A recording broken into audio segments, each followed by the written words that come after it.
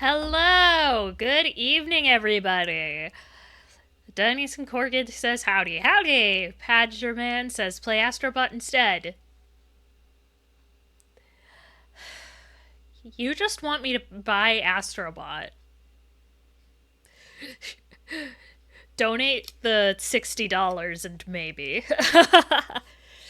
And Morgan says nerd. What else is new? So, somehow, I missed the fact that this game came out like 3 days ago. How long have you been waiting to play this game? Okay, so that's actually kind of a more complicated story than you think. I will donate 5 if you promise to acquire. The game costs $60. To answer your question, Corgi. So both of these games actually originally came out on DS. And only the first one was put out in English officially. I actually have both DS games. So I have the first one, I have the American release. That's all fine and good. Great time was had by all. I enjoyed it immensely. Let me adjust my VTuber. I think my settings are still screwy from the collab. Anyways, the second one had not come out in English until like now. So I have a Japanese copy, and a vastly overinflated sense of my own Japanese ability. I managed to stumble my way through the first case before I realized I was kind of out of my depth and played the fan translation for most of the rest of the game, and then my computer died. And I lost all my progress. But that doesn't matter. There's an official English release now, and I'll try not to side-eye the new names too hard. So, just adjust myself. Let's kick on over.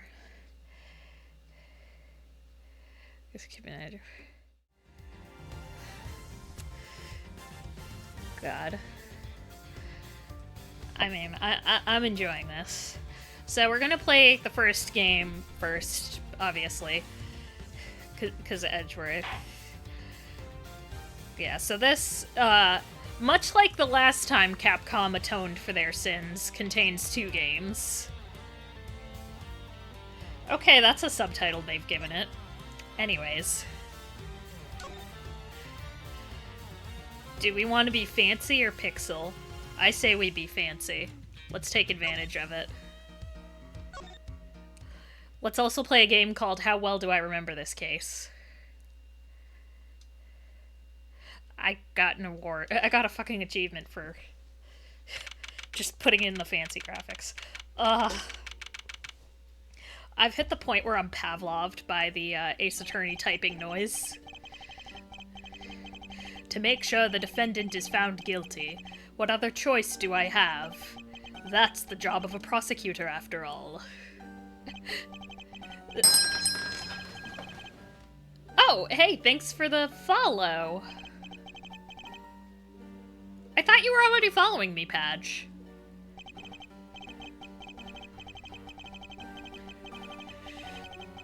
But a guilty verdict is all... Aw, I missed a story. Just me explaining that, I have a long history with these games. I unfollowed, then refollowed for the dopamine. I think my goal widget is fully busted.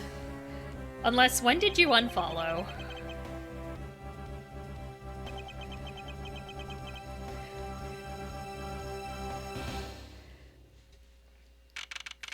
So it's March 14th. It's Pi Day at 2:05 in the morning. Oh, okay. I think I have to get rid of my widget. I think it's screwed. Yeah. Because I think it just goes up every single time, no matter what. Guy's hair is stupid as... Wait till you get to the names. Yeah, I'm just gonna hide the widget. For now, at least. Until I can fix it. Because that's gonna bug me otherwise. But yeah, this is Ace Attorney. The designs, the hair, they are all exceptionally stupid. Except this guy. Edgeworth's great.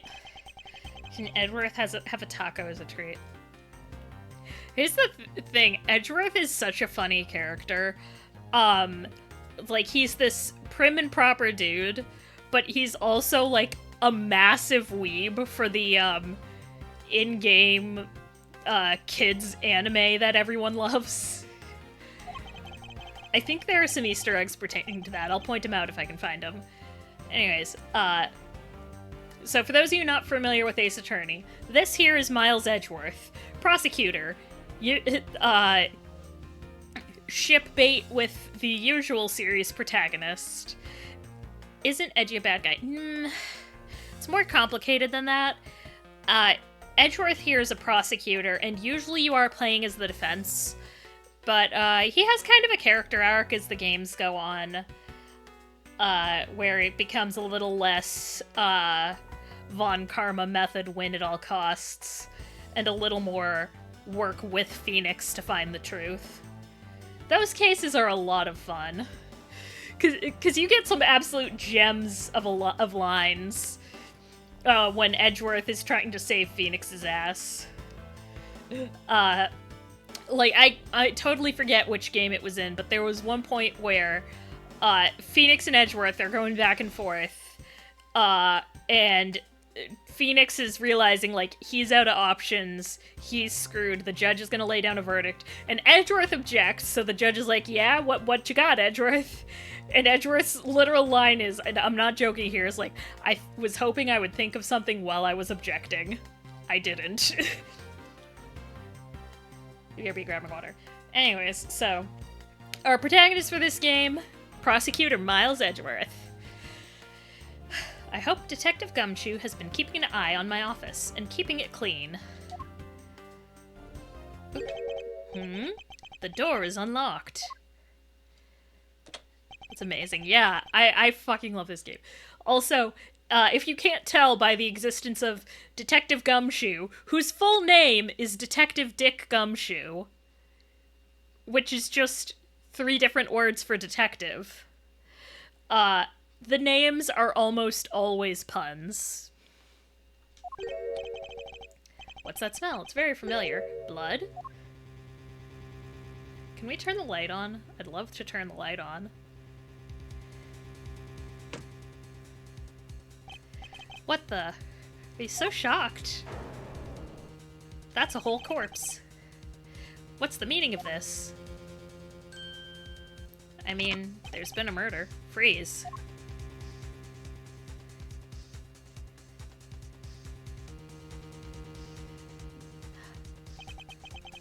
Identify yourself. Shut up. You've got nerve committing murder in a prosecutor's office. Is that a threat? Let me make one thing very clear. What? No one gets away with committing murder in my office. No one. And this is a common enough occurrence that I have had to make a rule about it.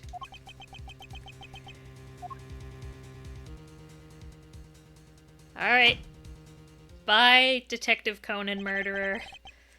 My name is Miles Edgeworth, and I work as a prosecutor in my local district of Japanifornia. Little did I know that upon my return home after a month abroad, I would be thrusted into a multitude of cases and some very frantic and busy days. It's 3 in the morning. Edgeworth's having a bad day. I've finished photographing the victim's body, sir, says Forensics. Very well, please continue your investigation. Yes, sir. You have fun over there.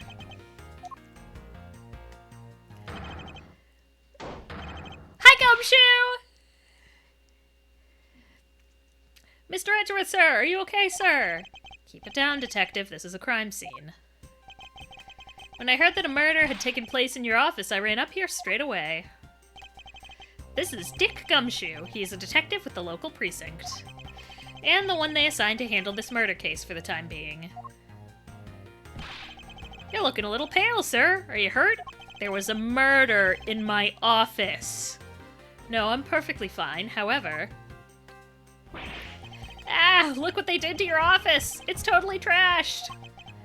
I'll say, the culprit sullied my floor with dirt rather well.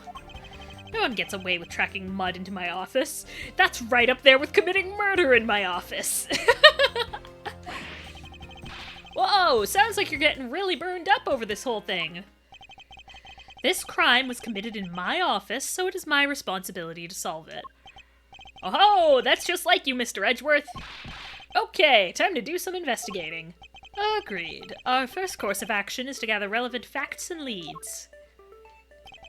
We must not overlook anything, no matter how small, if we are to find the truth. So I'll keep any leads or information we find etched in the forefront of my mind. Speaking of things that pique my curiosity, why of all places did the murder occur in my office? I get the nagging feeling that this is something important to keep in mind. Yeah, I was wondering that myself, sir. I mean, you can't really say it's just a coincidence, can you? No, not really, especially because of this. The key to your office? What do you mean, sir? If you think about it carefully and use logic, it should become clear to you. Logic? I've never heard of that in my life. By finding the connection between two pieces of information and connecting them, new information is born. That is the end result of using logic. So how do you use it? First, you rub your two brain cells together. Okay, have fun. I connect them with Y. Use LB.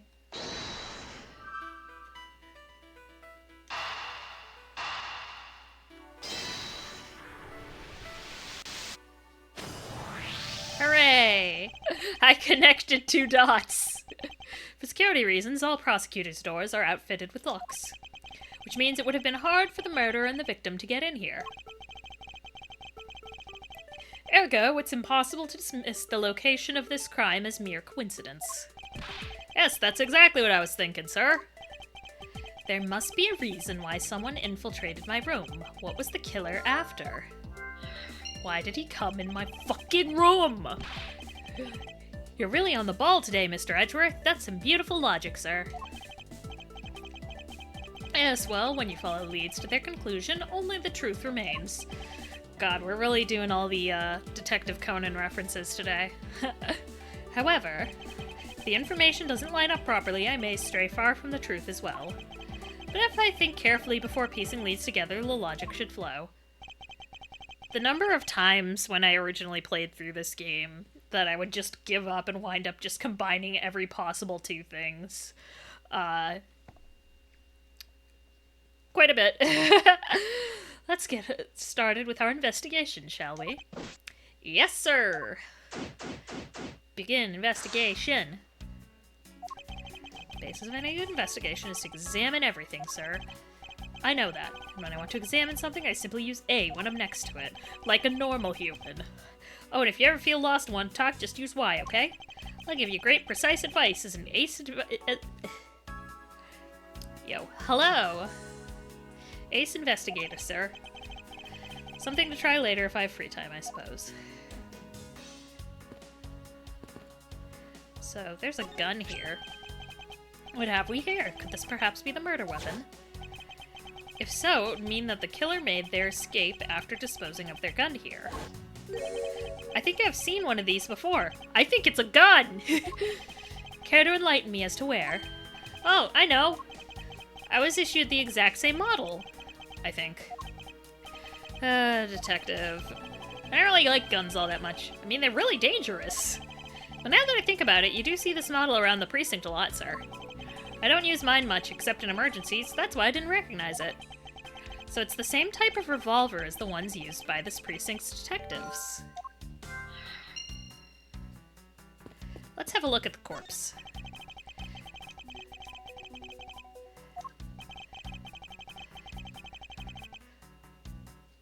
Detective, come on. So, Detective Gumshoe is a little, he's a good guy. He's trying his best. What do we have here? Hey, I think I've seen one of these before. It's a police badge, Detective. I should fucking hope you have. Oh hey, I have the exact same thing, actually. What a coinky-dink. God, I love him. Him and his one brain cell are just doing their damnedest. Let's take a look inside. His name's Mr. Buddy Faith. It appears that our victim was a detective, just like you. I seem to have gathered a few pieces of pertinent information. Now to calmly use some logic and figure out if any of them are connected to each other. Let me keep examining the body, please, and thank you. There's blood all over his lower abdominal area. Looks like the bullet passed clean through his stomach area, sir. Oh, hey, there's something written on the books. Yep, and until the autopsy's done, I don't think we'll know much more than that. Let's have the bodies sent to the morgue once they're done processing the crime scene. Are you gonna be okay with keeping track of the evidence we find, sir? Of course. This is the safest way I know to keep track of it all. Alright, if you say so. I keep all the evidence I find either in or with my organizer. When I want to re-examine a piece, I have but to press RB to open my organizer. Like a person. But the organizer isn't only for evidence. I keep people's profiles on hand in it too. It's probably a good idea to make a habit of checking the facts often. Alright, what's this say? It's upside down. I won't believe it. I packed those files on these shelves so tight that not even an earthquake could make them fall off, but just look at them. At this rate, the rest of the files won't be able to withstand an earthquake at all. A problem to be sure. Well, once the investigation is over, we'll put them back up on the shelf. We're not gonna... We're not... Okay.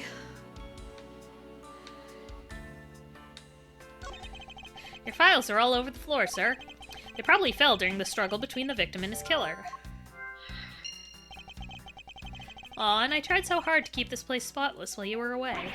I mean, this just rendered all the time and effort I put in pointless. I don't recall ever asking you to clean my room. Well, I watered the flowers every day, just like you requested, sir. I just added cleaning to the list as a weekend special. For about half a day every Saturday, I'd come in and clean this place until it sparkled. Does he have a life? He's just a good guy. Gumshoe's the kind of friend you want. Alright. Let's try and do some logic.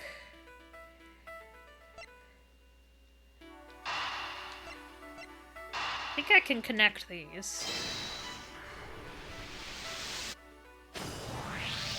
I'm so smart.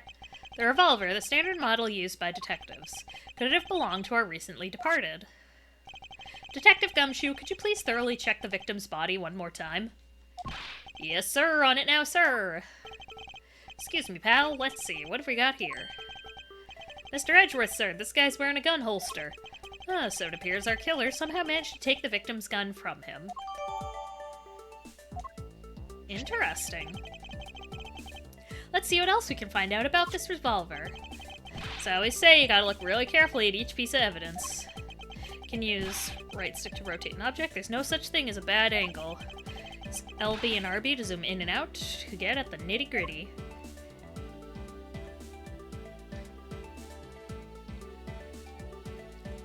Just gonna dip-a-doo.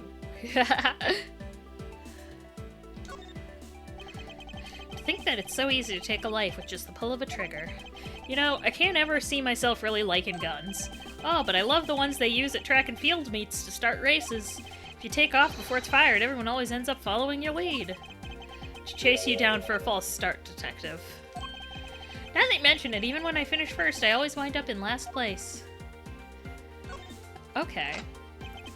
So, it's a it's got 5 shots and 1 is spent. It looks like only 1 round was fired from this. Wow, so the killer killed the Vic with just 1 shot after wresting the gun from him? Sounds like the guy knew how to handle a gun, huh, Mr. Edgeworth? We have no proof for now, but that is a distinct possibility. Well, hang on, didn't Captain Dipshit... Cargo Paint POV. He used a shotgun. But didn't the dipshit, like, fire a shot into my fucking, framed thing over there. Guess this is about all we're gonna find out. We should send this body to Jim! Howdy! Why, oh why, how could this have happened to a guy like you? Are you alright? Don't touch me! Leave me alone! Just let me be! Sorry, but I can't do that. The investigation is still ongoing, so please refrain from touching the body. Why does he have a framed photo of his suit? It's his previous suit. The body. Don't talk about him like he's just some lump of flesh. Look at him. Jim looks like he's just turned in for the night. He's covered in blood. Sure, just in a bloodstained suit, pal.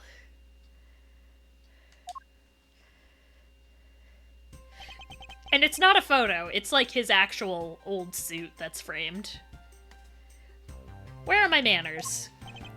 Aren't you that prosecutor? Why, yes I am. I'm Jack Sportsman, prosecutor. Jim here was my partner in crime busting. I'm Miles Edgeworth, and like you, I'm also a prosecutor. Detective Dick Gumshoe, sir. So you're Miles Edgeworth. Guess this is your office? Yes, and you just fucking barged in. I'm not giving him a French accent. I'm doing enough talking. I'm not giving him a fucking French accent. Ugly hair guy has a dumb name, too. Thank you for your observation, Corgi. Then it was you. You're the one who killed Jim. I'd like to point out, the guy's name is not Jim. What's the pun on his name? I don't know. Oh! Jack Sportsman. Sportsman. That's why he's got a medal. Sportsman. Hey, don't go around jumping to conclusions, pal. Just calm down, okay? I will not. I know how things work around here. High prosecutor's office doors all have locks built into them. And only the owner of the office has the key to his or her own... Pardon me. Office door. That is correct. However, I was not the one who killed your partner. Yeah, Mr. Edgeworth has been overseas on a business trip this whole time, pal. The key to the door was with me the entire time, okay? So the only one who could get in here was me. Ho ho ho ho. Wait, that means... I'm not sure what that means. So it was you then. You're Jim's killer. No way, pal. You've got it all wrong. Everyone calm down. Mr. Portsman, correct? If you're a real prosecutor, you should know how to stay collected. The investigation has only just begun. Isn't it too early to be drawing conclusions? Alright, I get the point. You're right, my mistake. I tend to get a little too hot-headed sometimes. You sure are one cool customer, though, Mr. Edgeworth. I've heard all the rumors about you. I don't like you. You're the great genius prosecutor. You're something of a legend, you know. Anyway, let's call a truce and work together, okay? Now how about a handshake to seal the deal? A pleasure to work with you. You guys were conducting your investigation, right? Sorry for barging in like that. Carry on, then. It's your room, after all. Thank you. I fucking intend to. I just want a little more time to say goodbye to Jim. His name is still not Jim. You there, sir.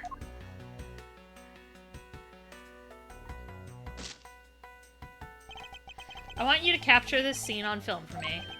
My final farewell to my partner, Jim. Please don't waste resources like this. I should probably give them some space. There's blood on the shelf, too. Anyways, let's see if I can examine the stuff on my shelf. Well, it's a good thing my steel samurai doll was spared any harm. What was the Vic's name?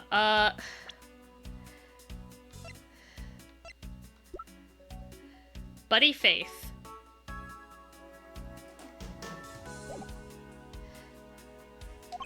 Speaking of which, I still haven't actually sat down and watched any of that show. What's it about again? Well, I don't know much about it myself, but he's fucking lying. He's a huge Steel Samurai fan. The hero of the Steel Samurai, warrior of Neo-Old Tokyo, is the Steel Samurai, and his goal is to defeat the evil magistrate. It's a show geared towards kids. However, its high production value and riveting plot draws in a number of adults as well.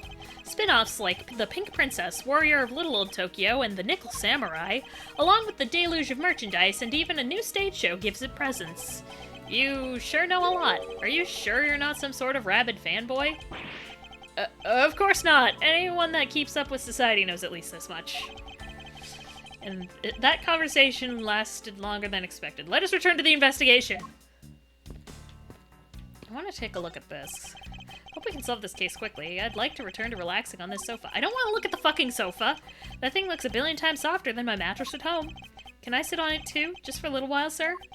Detective Gumshoe, you know that I can't allow that. Until this case is solved, neither of us has time to spare, let alone rest. You're right, sir. I'm gonna work hard and be a real trooper to the end. And once this case is over, I don't think he can afford to take any time off. Okay. Yeah, this is what I wanted to look at. Ah, your jacket, sir. What's it doing on the floor? It got fucking shot at.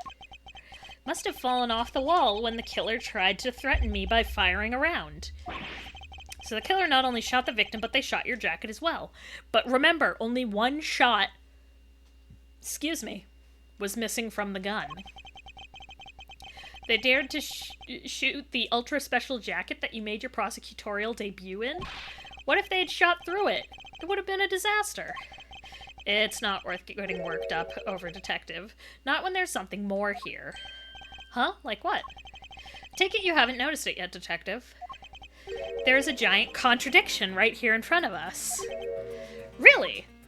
I believe it's the one I just pointed out. Did I say contradiction?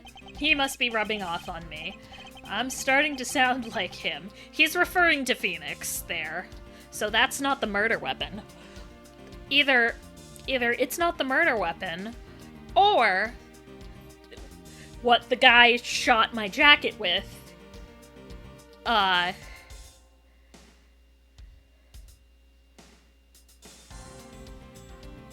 you know what I'm getting at. But I have my own methods, and I will conduct this investigation my way. Rubbing off on him. So, fun story about Phoenix and Edgeworth. When the team made the first game, a fuck ton of people wound up shipping Phoenix and Edgeworth together, and the devs, a bunch of cis straight men, were utterly baffled as to why. They were like, we were just trying to show tension. When a literal line in the first game from Edgeworth to Phoenix is, and I quote, "Because of you, I am saddled with unnecessary ... feelings," end quote. And they didn't know why people were shipping these two, but it made the game sell so well. They tried to do it on purpose in the next game, and they had, like, this one lady on the team. They were like, hey, can you, like, proofread this? We made it extra gay. The lady reads it, and she's like, you fucked it up. You did not do this well. Just go back to what you were doing before. But yeah, people have been shipping Phoenix and Edgeworth for... what? When did the first game come out? Like, probably like... God, over 20 years at this point. That's where my deductive skills come into play. First, I have to find the spot that holds the contradiction. This is it. Gonna hop off soon, gotta get ready for bed. At 8:30?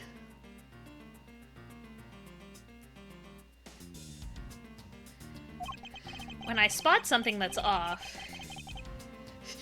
We tried to make it gay on purpose this time. Well, you failed. Should point my cursor at it and press Y with conviction. School dumb early tomorrow. What, like 3 a.m.? That's how I do things. Eureka! The bullet hole is the contradiction, so it is what I just pointed out. What do you mean, sir? It's elementary. 2 shots were fired in this room.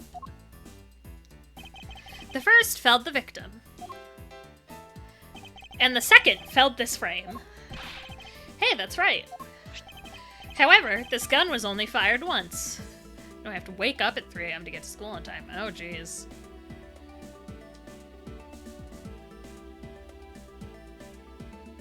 That's rough. At that point, maybe take an Uber. Hey, that's true too. Which means that one of these 2 bullets was fired from a different gun. Did the killer have another gun prepared for tonight? There would have to be 2 guns. By the way, I noticed something, sir. Yes?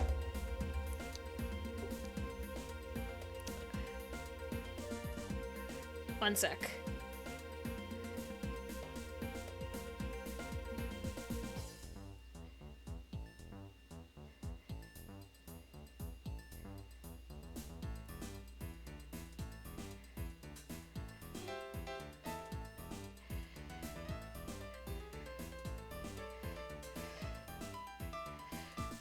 Do you have 50 plus? Is that how much an Uber would cost? That's rough. What's this thing sticking out from behind the frame? Ah, that. It's a secret safe. It's full of secrets. Secret safe? Oh, I smell muddy. Gumshoe, this is not your house!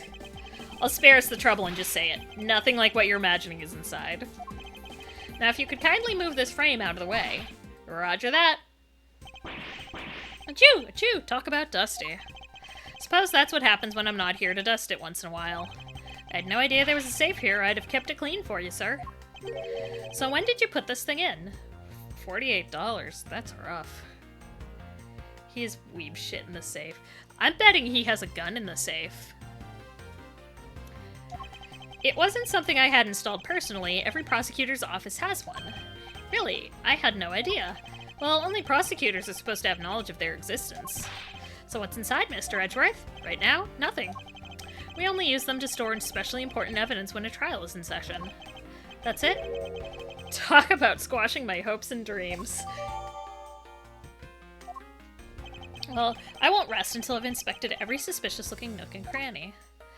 So there's super clearly dust brushed away on the keypad. Found some, sir. This keypad, don't you find it to be a bit too clean? Yeah, there's a thick layer of dust all around it, but not on the keypad itself. You there, forensic scientist. Yes, sir. Could you please dust this area for fingerprints? You got it, sir. Do-do-do-do-do. I couldn't find, let alone lift, a single print. Looks like it was wiped down well. Born of Phoenix! Oh no. Secret safe data updated in my organizer. As I thought. It appears that logic is the only way around this setback. Time to rationally and calmly connect the dots with the information we have. We could just open the fucking safe!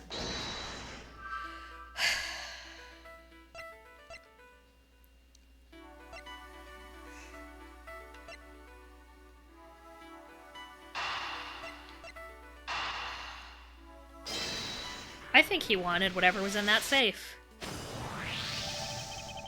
I believe I have figured out what the murderer was after. Well, what is it, sir? The fact that this safe was wiped clean of fingerprints suggests that the criminal had at least attempted to open my safe. Making the culprit's motive for breaking and entering theft, I believe. Could we open the fucking safe, please? I wonder if knowing that the motive behind this break-in was theft changes what the other pieces of information can tell me about this crime.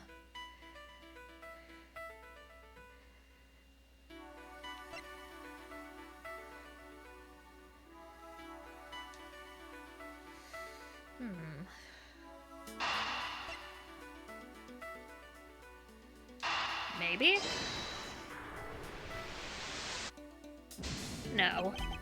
can't see a clear connection between these two pieces of information. We're gonna be seeing that a lot. Maybe he actually wanted to steal a file. Yes, okay, that was it. There's a possibility that the files splayed on the floor are not the result of a struggle between the victim and his killer. Oh, you mean like it could be from when the killer tried to find something, sir? Precisely. Thank you for using your one brain cell, Detective Gumshoe. We need to figure out if any of the files have been stolen. Yes, sir. I'm gonna shelve files like you've never seen before, even at a library. Sure, let's give that a try. You have fun, Gumshoe. Move your fucking ass, Portsman. One brain shell. I mean, he's working with one brain shell, too.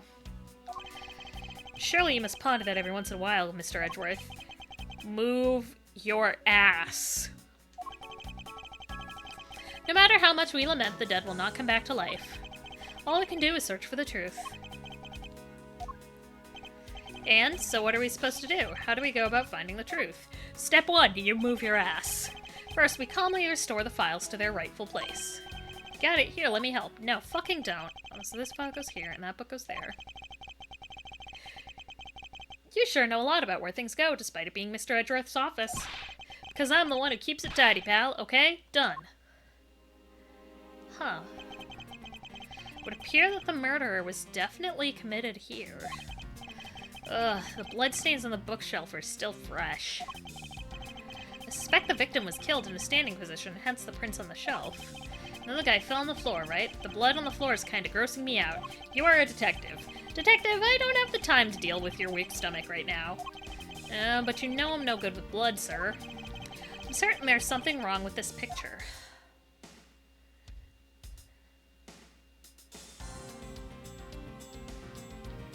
Can I move you? Can I move the body because it was leaning against the bookshelf?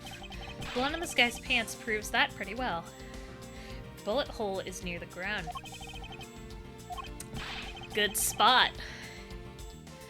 See, I'm not completely useless, Mr. Edgeworth. This is where the bullet lodged itself after it went through the victim, huh?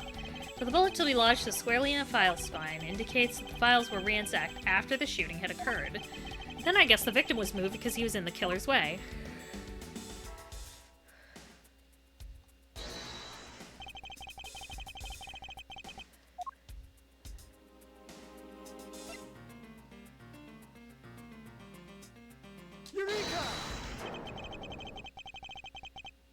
There's clearly a contradiction here with this bullet hole. What do you mean, sir? You don't see? Quite simply, the bullet hole itself is too low.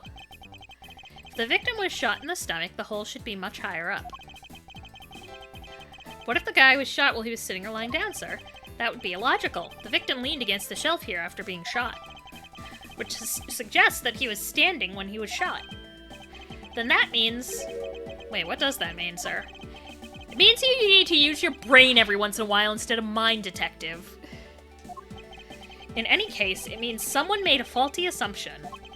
And it wasn't me. It was from this mistake that our current contradiction was born. This is the faulty assumption that caused this problem with the bullet hole's position. Oops, shit. The victim was shot while he was lying down. Wait, didn't you just say like... I hit the button by mistake.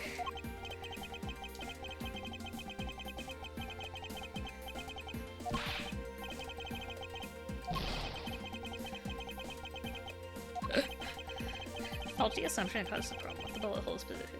My Call of Duty crashed. Your voice acting has been 10.10, by the way. Thank you. The order of the files must be wrong. Put them back in the wrong order just now? Hey, actually, I think the labels on the files are wrong, sir. Yeah, see how the files here that were shot begin with the number 0. What are these doing all the way down there after 1, 2, and 3? That's really weird. Actually, the way they are organized now is the correct order. They are exactly as I see them in my mind's eye. But the numbers are all out of order. Those white binders are special, so they are arranged a little differently. But from this, we know that the files were not in this order when the crime occurred. Aha, so that's it. I believe the killer made the same incorrect assumption as you just did, Detective. Let's rearrange the files in numerical order and see what we find out. That makes much more sense. Do you think it'd be okay to prop the body back up to how it was before it was moved? They've finished processing the crime scene, so I don't see why it wouldn't be. If you please, Detective Gumshoe. Hoist!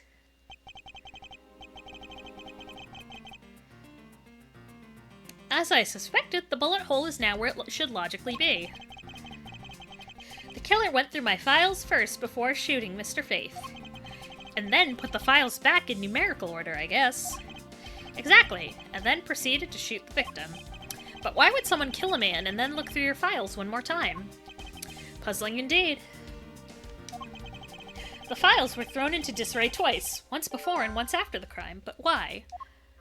What if... Why is Gumshoe's name there? I suspect that was... So, I have a theory. I think we are dealing with two crimes here. The first crime, I believe, just may have been perpetrated by our victim.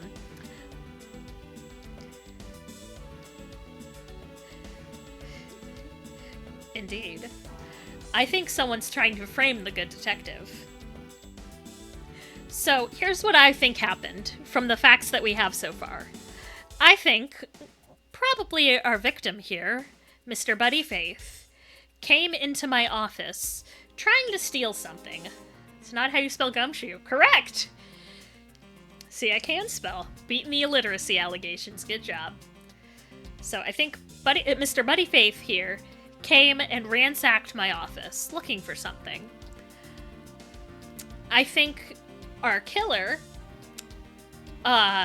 walked in, likely with the same goal, spotted Mr. Faith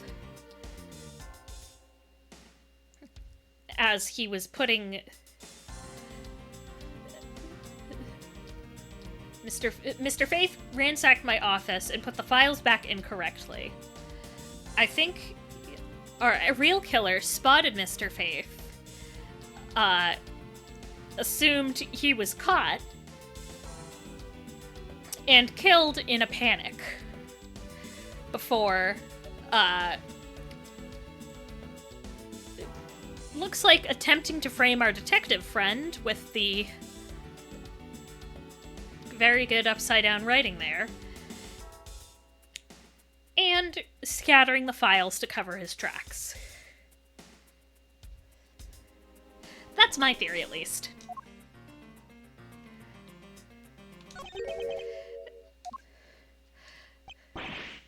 Gumso! It's like handprint is wrong. I think many things are wrong here. But let's investigate Gumso first. Why does it say gumshoe on there in blood? I'd say that's some incredibly incriminating evidence. Yes, indicative of criminal activity indeed. No, wait, there's gotta be some mistake. Mr. Edgeworth, sir, help me. Say something, sir. It appears that one of my files was stolen. Is that all, sir? What about me and my situation? Is this what the killer was really after?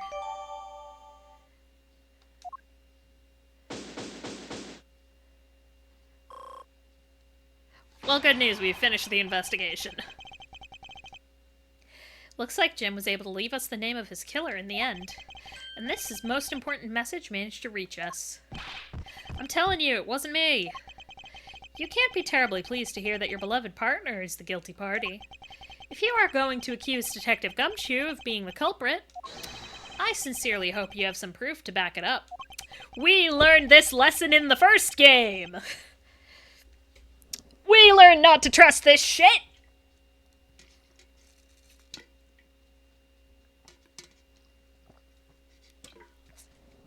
We learned that was never a good idea when Red White decided to write Maya on a receipt to frame Maya.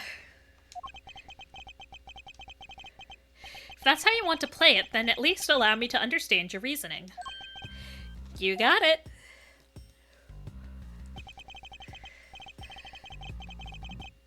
I don't like this one bit. There's something strange about this man's attitude. Also, he was in the intro. There must be some sort of flaw to his logic waiting for me to dig out. Mr. Edgeworth, what are you going to do? What I always do in court. I'm going to cross-examine him. One way or another, I'm gonna find you. I'm gonna getcha. Ooh, how do you do that? Can you explain it to me, sir? It's been a while. Right, first I listen to the witness's testimony.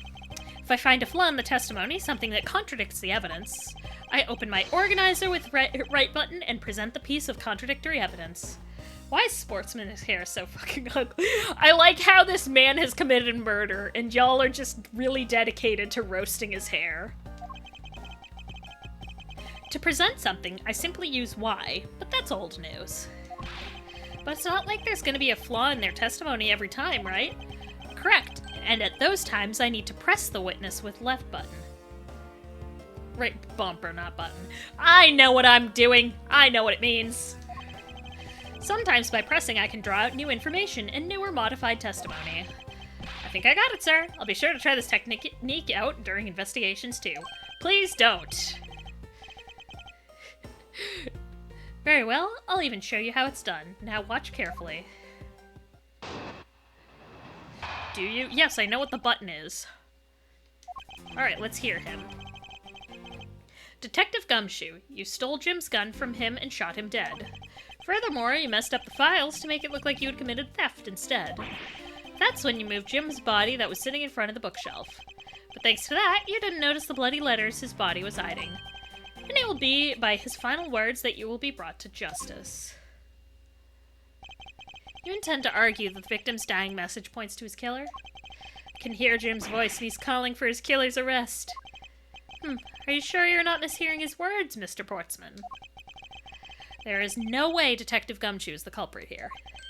I will find the flaw in this man's logic. Expose it with credible evidence. So let me look over what I have real quick.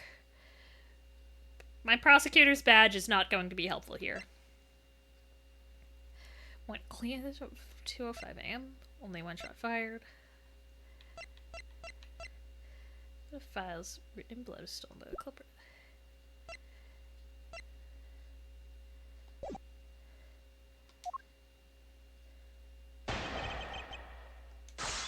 Okay. I've played enough Ace Attorney to kind of have a standard operating procedure for these. Detective Gumshoe, you stole Jim's gun from him and shot him dead. Hold it! In the DS version, you used to be able to hold down to activate the mic and shout yourself. That was great. You know, there's something I've been meaning to ask. What is it? Also, fun fact, the Japanese version doesn't recognize you shouting the English phrases at it. So I had to learn the Japanese phrases for hold it and objection. The flaws hidden in his rancid vibes and bitch-ass hair. You're literally judging based on vibes alone. Why do you call the victim Jim, when clearly his name is Buddy Faith? Isn't it obvious? Jim is the perfect name for my companion. Jack and Jim. Don't those two names go together like peanut butter and jelly? But Jim isn't even close to the guy's real name. Well, Jack and Buddy just sounds off somehow. Besides, he was the third of a bunch of guys I decided to nickname Jim. He talks about the victim like he was his pet. This whole game's judged on vibes alone. No, this game is judged on logic. Further, you messed up the files to make it look like you had committed theft instead. Mata! Do you really think it was necessary to dishevel my shelves twice to do that? That's true. Okay, then maybe his real intent was theft. Hey, are you accusing me of stealing something from Mr. Edgeworth? It's a possibility. Maybe your salary's been cut so much that life is getting a little too rough to handle? I'll have you know that I eat 3 square meals every day, pal. Okay, so all 3 of them happen to be instant noodles, but... Poor thing. What an evil prosecutor you were paired up with. And what a motive, no? That's when you moved Jim's body that was sitting in front of the bookshelf. Hold it! Mata! And why would Detective Gumshoe do such a thing? Because the body was getting in his way. He had to mess up your bookshelf somehow, right? Anyway. But thanks to that, you didn't notice the bloody letters his body was hiding. Hold it! Mata! Why do you think the killer didn't notice the bloody letters? The body was covering it quite well, wouldn't you say? That's how he missed it. But judging by what I've seen, it doesn't take much for your detective to miss something. Who do you think you are? You know nothing about me, pal. So I see the contradiction. There's a lot a person can understand about another first impressions alone. I can't say I disagree with him on that point. Why don't you say something, sir? On you too, Mr. Edgeworth. Despite his lack of attention to detail, I don't believe the detective to be the culprit. Nobody could have overlooked the bloody letters, and I can prove it, with evidence. I couldn't ask for a better setup. For the game-finishing spike.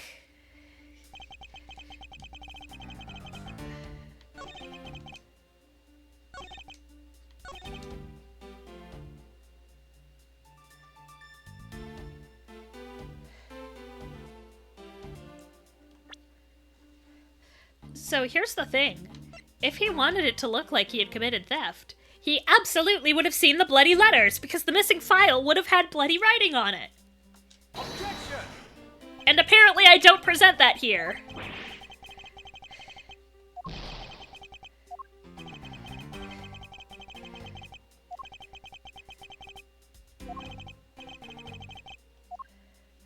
I'm sure I'm on the right track.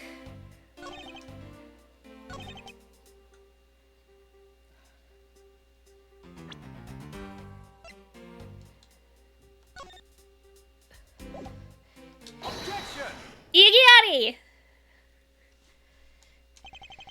That's where I present it. Perhaps you're not aware, Mr. Portsman, but there's a serious flaw in your logic. Huh, bringing a bit of the courtroom into this, I see. No problem, I'm game. Stupid pop collar is also a major vibe killer. You're gonna sentence this man to death for rancid vibes. I can't help but find it odd. Excuse me? Odd that a fellow prosecutor would be brought down by the power of his own office. What are you talking about? Oh, you're joking, I get it. Ha ha ha. If you have the time to laugh, then you have the time to take another closer look at this. The vibes are off with your head. Do you still not see? If not, may I direct your attention to the missing file? What? That's impossible. What's impossible, Mr. Portsman? Nothing. The files on that shelf are all about a certain case. When the killer went to take the file after murdering your partner, I highly doubt they could have missed the bloody letters written on the spine. Objection! It's possible they could have taken the file before committing the murder. I think it's pretty obvious the file was stolen after it was written on. The missing letters in the detective's name where the file should be is proof. Yeah, I mean the S is gone and there's only half an H. If Detective Gumshoe really was the culprit of this case, I highly doubt that even he could overlook his own name written in blood on the files. Especially as a detective who can't stand the sight of blood. Gasp. I'm having way too much fun voice acting this. Which means, what exactly? What does that make this dying message? It makes it the work of a criminal intent on tampering with the crime scene. This is one of those games I really wish I had hand tracking because none of my dramatic pointing is being caught. That's so low! I can't believe the criminal tried to pin this whole thing on me, sir. Your voice acting is top-notch. Thank you.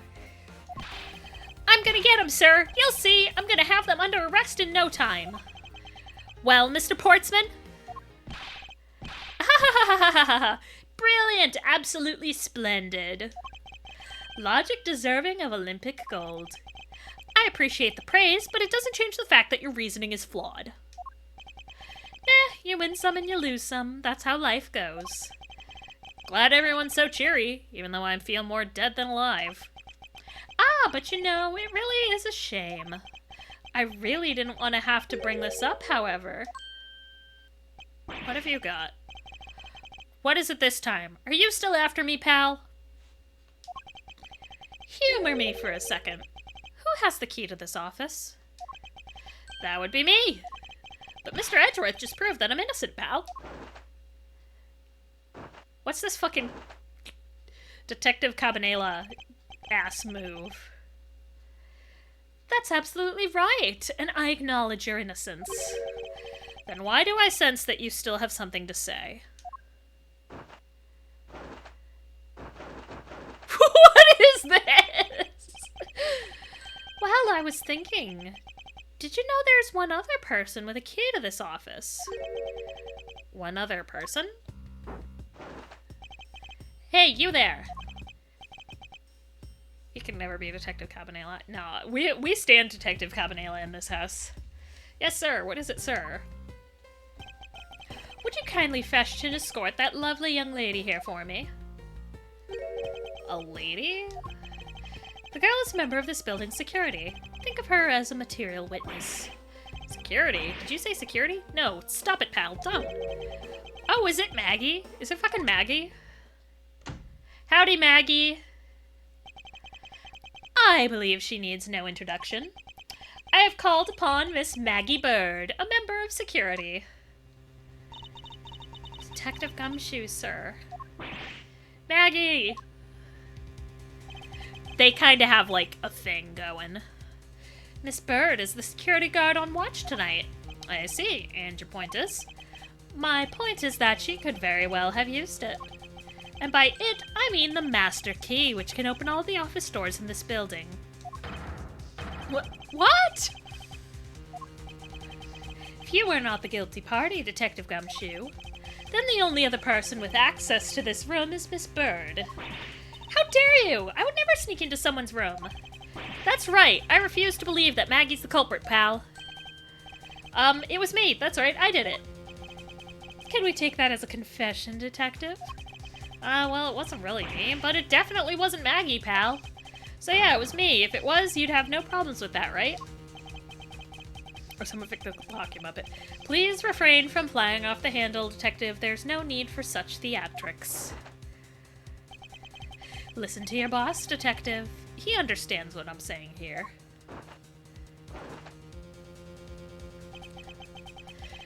That girl is the only one who could have committed the crime, and for one simple reason. Alright, round two. It's pretty obvious that Miss Bird snuck into your room using the master key. I mean, if Detective Gumshoe isn't the one who opened the door, then that leaves only Miss Bird as our prime suspect. On top of which she knows our good detective, doesn't she? Making it all the more probable that she was the one who faked the dying message. This guy's a dick. And not in the detective way. So you're saying she used the master key.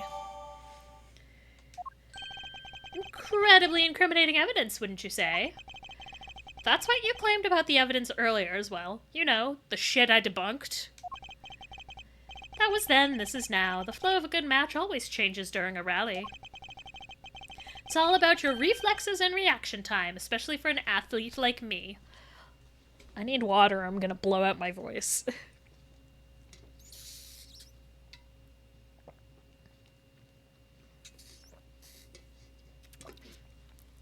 I'm not attempting to sentence him to death for being a dick. That is your speculation, not fucking evidence. Yeah. I wonder if there was anyone else other than Miss Bird who could have used the master key.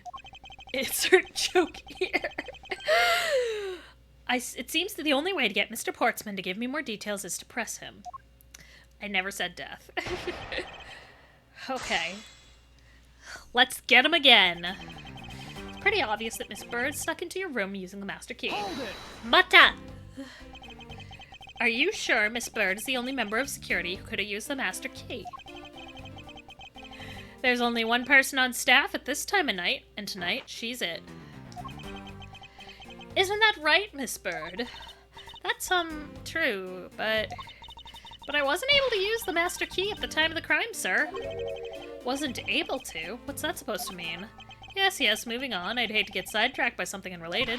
What do you mean unrelated? That sounds very fucking related. but a solid 20 minimum is tempted. 20 in prison for rancid vibes. God, never let you be a judge. But you can't really trust her not to tell lies, plus I hate wasting time. Should I hear Miss Bird out? Absolutely you should hear Miss Bird out. 20 to... For rancid vibes? Not so fast. I too am interested in hearing what Miss Bird has to say. Didn't I just say it'd be a waste of time? We don't need to hear her lies. I'll be the judge of that. Miss Bird, if you please. I discovered that the master key was missing at around 1 a.m., sir. I would make a great jury member, at least. You'd get dismissed immediately. I sentence based on vibes. Dismissed. What do you mean by missing? As in, it wasn't anywhere in the security booth, sir. The killer must have stolen it. Mr. Portsman, I believe this is an important piece of testimony, don't you? I can't believe that someone like you would be taken in by such words. I'm not lying, sir. Urasai. If that's the case, then I'd like to know. Why do you have...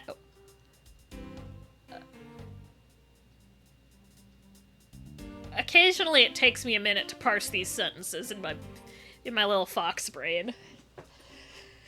If that's the case, then I'd like to know why you have the master key now. I don't quite know. It just reappeared all of a sudden, sir. A likely story. Where's your proof that the key was stolen to begin with? I only sentence killers based on vibes. You need to know if they're a killer first.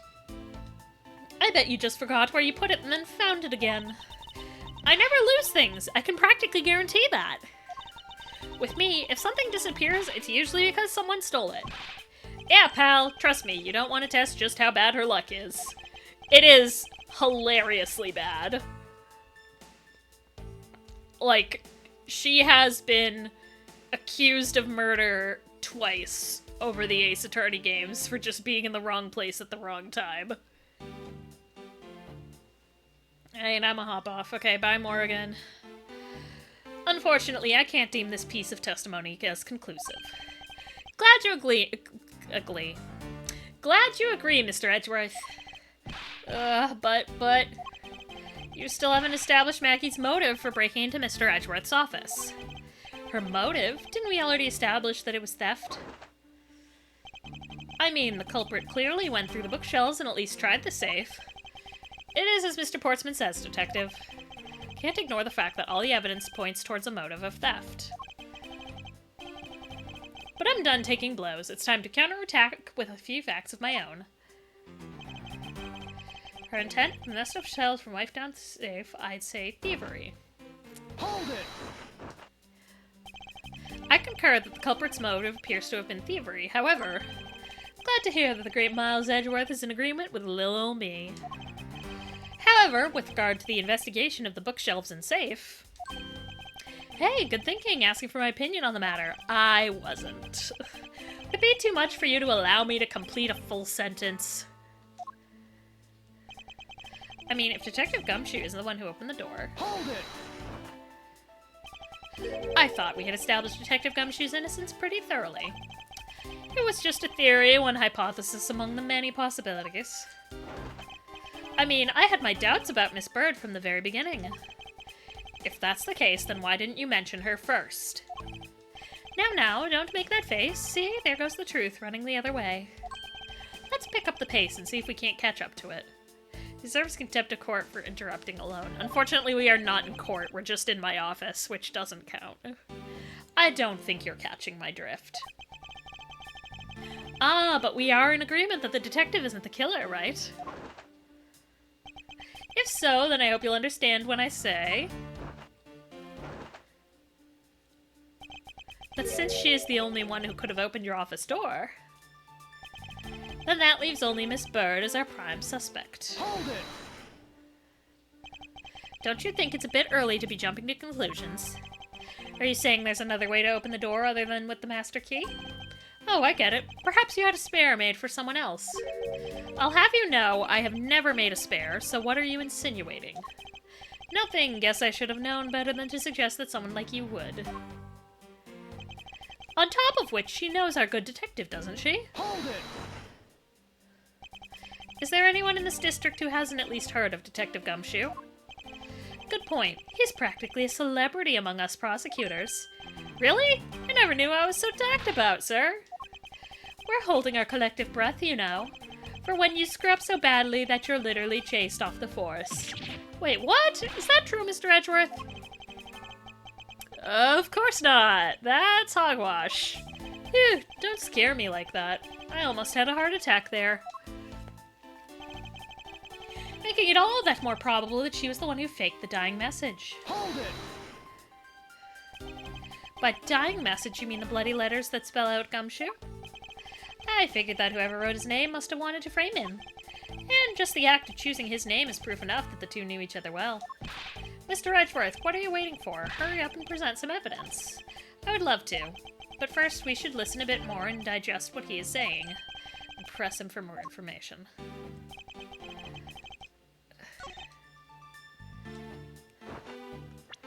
There must be something here.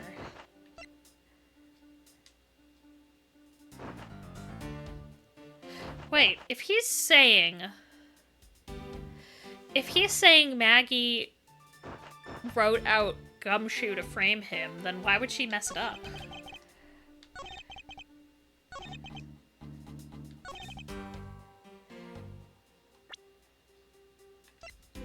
Objection! And apparently not there.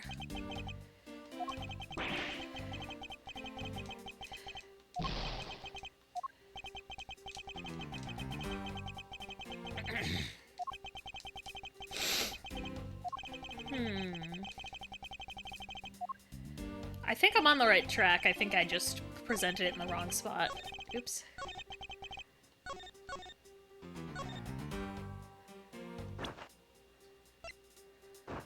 Objection! No. Huh.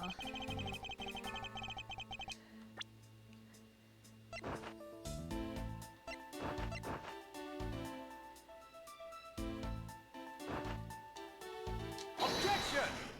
That's right, only prosecutors knew of the safe. Do you wish to continue insisting that Miss Bird was set on stealing something? Why not? It's the truth, after all. It was also by your logic that we came to the whole thievery conclusion anyways. That may be, but you also must be aware of the fact that the safe is a secret safe, the existence of which is only privy to prosecutors. I find it a little hard to believe that a hidden safe was a part of her cunning plan.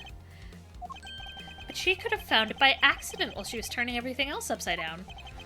I highly doubt that. I'd say the culprit knew exactly what they were looking for. After all, only the bookshelf and the safe were targeted. He's on the ropes now. Yeah, even I didn't know about the safe, pal. And that means there's no way Maggie could have known about it either. Then are you proposing that the killer is a prosecutor? Interesting conclusion. That's definitely looking more and more probable. Say, what was your profession, Mr. Portsman? What's wrong, prosecutor? Do you have a different suspect in mind now? Curses, why? What made you? What's with the angry face all of a sudden? It's all my fault. What do you mean? It's Jim. He knew about the existence of the secret safes. What did you just say? We were partners, like inseparable conjoined twins. That's why I told him. I filled him in on the secret safes. And that means... Yeah, I know. I'd only just told him, too. Obviously, it was wrong of me to tell him. I still can't quite believe it, but the thief who broke into your room was probably Jim. Now he's claiming the victim was the thief? And you were simply trying to stop him, weren't you, Miss Maggie Bird? Excuse me? I mean, you are a security guard, right? That's your job. But killing is going a bit too far, even in your risky profession. Christ. What the? You're still accusing Maggie of the murder? Yes and no. I mean, she has stumbled upon Jim, who had probably drawn his gun. I get it. It was self-defense, wasn't it? No, I couldn't... I could never do something like that, not even as a security guard, sir. Plus, even if he was a thief, he wouldn't have a key to the office, which is precisely why he had to steal it, wouldn't you say? It was Jim who stole the master key. Ah, pretty impossible of a supposedly stolen key to be here with us unless you retrieved it from Jim after you killed him. Mr. Portsman, are you honestly accusing your own partner of being a thief? I don't want to admit it, but it's the only way for everything else to make sense. Has he no honor? I think we're done here. The investigation waits for no man. Would you people be so kind as to see yourselves out? You can't kick us out. This is Mr. Edgeworth's office. Ah, but I'm the one who's been assigned to this case. You are all suspects to varying degrees and therefore ineligible to run this show. Listen, pal, how many times do I have to say this? Maggie can't be the culprit. Detective Gumshoe, calm yourself. But sir, we have no choice but to accommodate his request. For now. Aha, thank you, Mr. Edgeworth. At least one of you understands. Now then, if you could remove yourself from my crime scene, I'd be most grateful. Mark my words, Mr. Portsman, we will meet again. If that's a formal request from the legendary prosecutor himself, then I suppose so. Now don't disappoint me, you hear?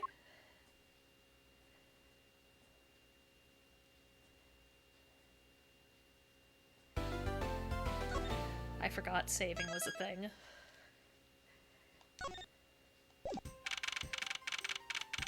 Why is there a basketball out here? What is with that prosecutor? I can't believe how rude he was. It was unbelievable. Please maintain your professionalism, detective. I'm gonna find some real solid evidence proving Maggie's innocence. You'll see it, sir. But we've been kicked out of the crime scene, sir. True. So then what now? Looks like my life's falling into yet another gigantic ditch. Do not despair, Miss Bird. We can overcome this as well. There are many other places and things we should be looking into anyways. Saving is important. I think it's auto-saving, so I'm sure I'm fine. Eh? Really, sir? For example, this hallway. The linchpin of his argument against Miss Bird is related to the master key. In that case, this hallway is the perfect place to look for more information regarding the mystery surrounding my door.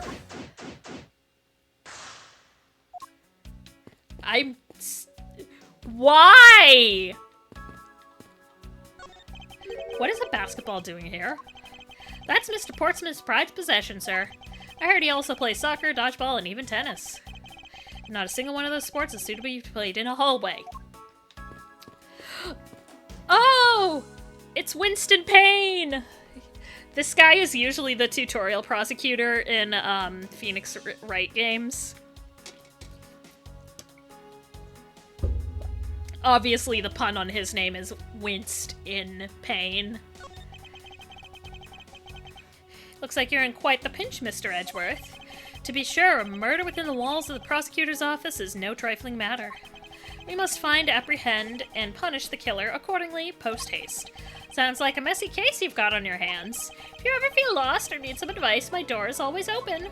How gracious, I will keep your offer in mind. Who is this guy again? Is everything alright? Yes, sir. If you must know, I weighed myself this morning and I'm finally at 154 pounds. Congratulations, but I was asking about this hallway and this room. Oh, everything's okay, sir. A word of advice. Stay focused or you may start to lose even more weight. This office. 1203... 1203. Hey, Maggie, whose room is this again? It's Mr. Portsman's, sir. So he's my new neighbor, I see. I suppose he moved in while I was away overseas?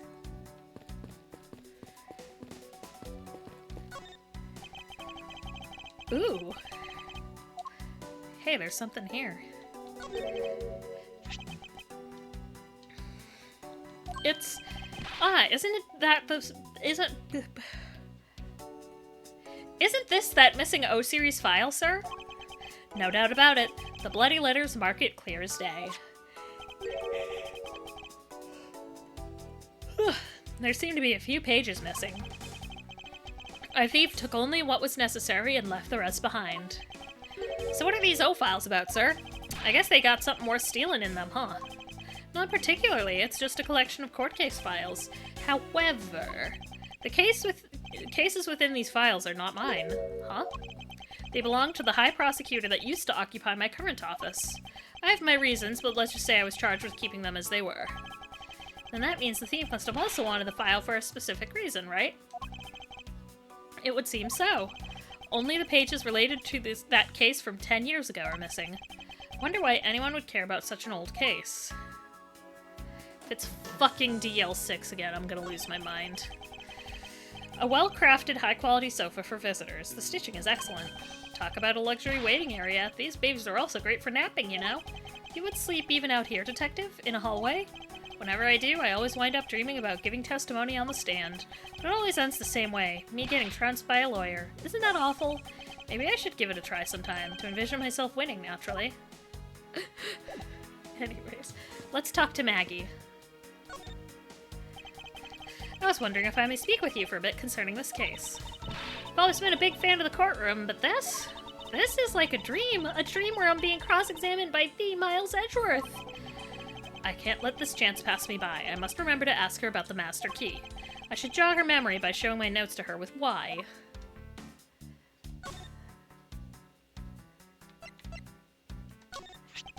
So when did you discover that the master key was missing? By the time I realized it, I think it was around 1 a.m., sir. And I noticed it was back around 2:30 a.m. It was just sitting there on the ledge where the security room's reception window is. But I'm sure that between those two times, it was not just gone, but stolen, sir. Why is such an important key stored in such an insecure place? It's not like that, sir. We always keep the key further inside the room, away from the window. Always, you say? Except for this time, correct? Well, I admit it was a bit careless, but I had my reasons. I left it out because I was sort of using it at the time. It was after I'd used it that I left it sitting out on the ledge. She used the master key. Interesting. Tell me about the victim. Had you ever met the victim before? Well, I've seen him a couple of times before when I had to go to Mr. Portsman's office. Mr. Faith was always playing basketball with Mr. Portsman, sir. That sounds like fun. Just once I'd have loved to play with them. It sounds fun, but the only person ever taking a shot was Mr. Portsman. All Mr. Faith ever did was pass him the ball, sir. On second thought, I don't think I'd have fit in all that well with them. What do you mean by you used the master key? Oh, I had to use it to open the door for this prosecutor who had forgotten his key. I mean, it's my job as a security guard, right? Ah! What is it? That's right, I just remembered. The prosecutor who forgot his key. It was Mr. Portsman, sir. What? Please tell me more, Miss Bird, quickly. Huh, so Mr. Portsman forgot his key. It was around 12 a.m. Mr. Portsman had forgotten his office key, so he came down to security, sir. And that's when you loaned the master key to him? No way! It's against the regulations to loan the master key out to anyone. I walked with Mr. Portsman to his office and opened the door for him personally, sir. I see. And then, what happened after that? Well, he called for me to come close up his office as he was leaving to go home. That was around 1:30 a.m., I think. So, in summary, for the sake of one forgetful prosecutor, you used the master key twice tonight. Talk about suspicious. I doubt you can say that you've never left your keys at home, Detective.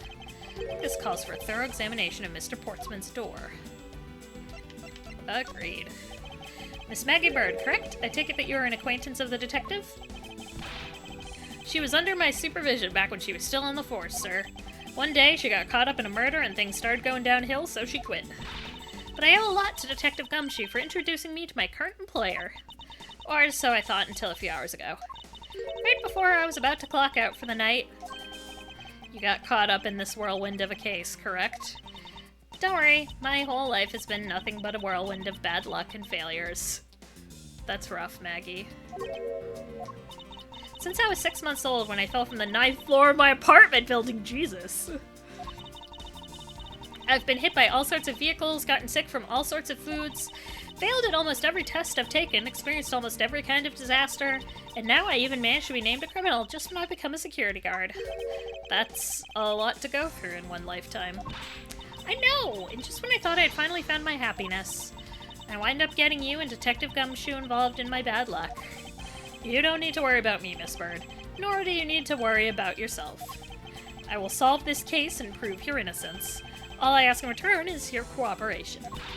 Yes, sir, Mr. Edgeworth. You can count on me. I'll do all I can to help. Alright, let's take a look at that door then.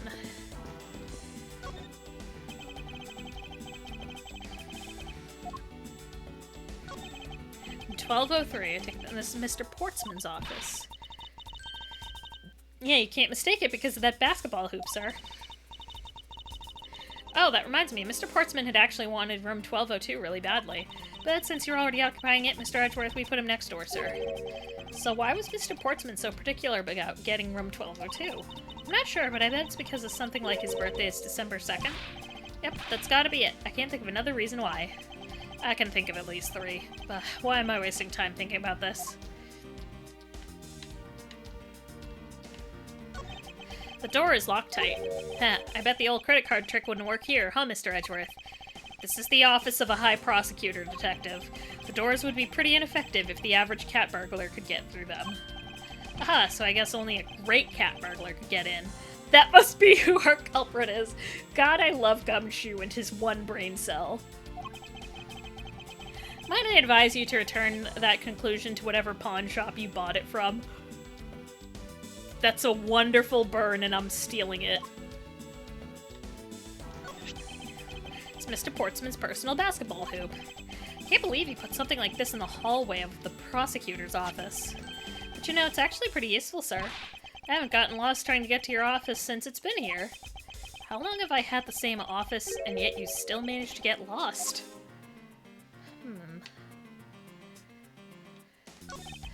A minimalist yet classy door made of top quality wood. It's kind of majestic too. Fits really well with the ambiance of the prosecutor's offices. Even Mr. Portsman seems dignified just because he works behind one of these. Nonsense. A man doesn't become more or less dignified because of where he works. Well, he still seems more dignified than Mr. Payne. Mr. Payne? I suppose custodial work can also be dignified. That's rough.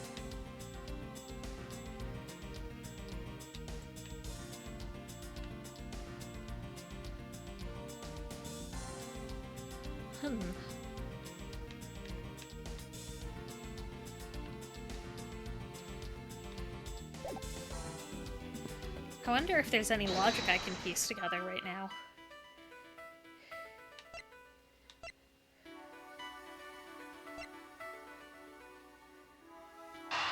Hold on.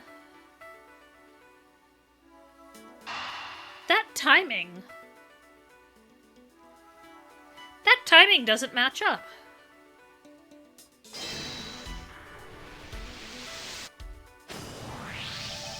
Miss Bird, I'm afraid there's a flaw in your story. What? No way, pal. I mean, sir. You said that you locked up Mr. Portsman's office at around 1:30 a.m., correct? However, the master key had already been stolen at that time. Wow, nothing gets by you, Mr. Edgeworth. You saw that contradiction like a pro. I had totally forgotten all about that, but thanks to you, I remember it now. You're right, it was around that very time that I realized the master key was missing. And? Well, I'm a security guard, sir. I couldn't just admit to losing the master key, could I? So I pretended to lock up his room, sir. You pretended. Yeah, I used my house key and made it look like I was locking up, sir. So in actuality, you never did relock the door then. But we just examined it and it was locked.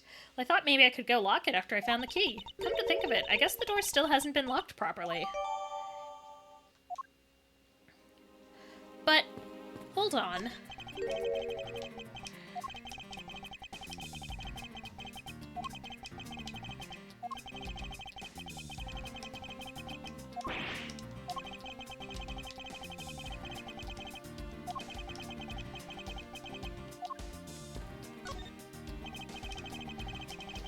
Hold on.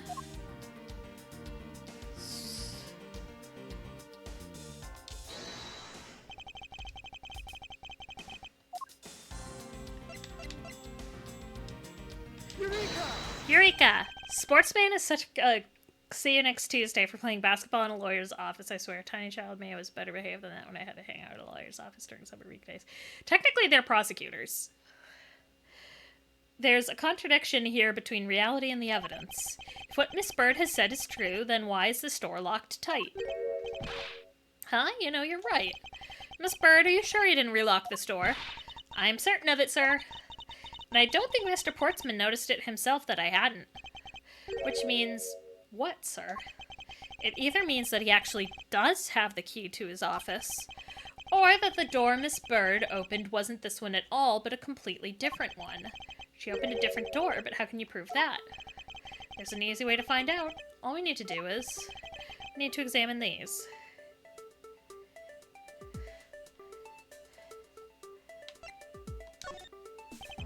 The prints on the doorknob will tell us everything.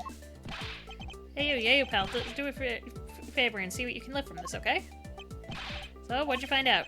There's no need for such belligerent nostril flaring, detective. Sir, I found only Mr. Portsman's and Mr. Faith's prints on this doorknob. So only 2 people's prints were found on this, huh? That's pretty decisive. The door Maggie opened should have her prints on it. Oops. Huh? I'm lost, sir. Thinking logically, a certain other person's print should be on this knob as well. Take that! Don't you find it odd that the prints of the person who unlocked this door are absent? You mean, yes, the door that Miss Bird opened could not have been this one, but a different one.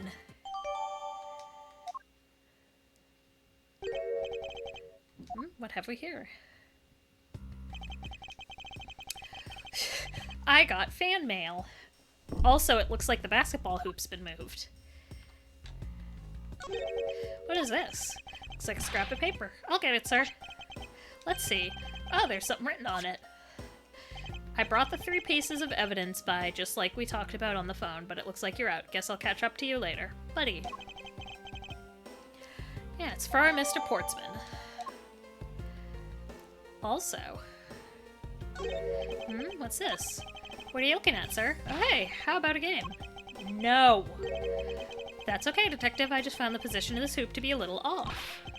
Hey, you're right, sir. I guess it shifted when someone made a seriously sweet slam dunk. The positioning of the hoop is definitely unnatural. I better take note of this. I think I know what happened here. I think he actually had Maggie open my door, and he used the basketball hoop to make it look like it was his office.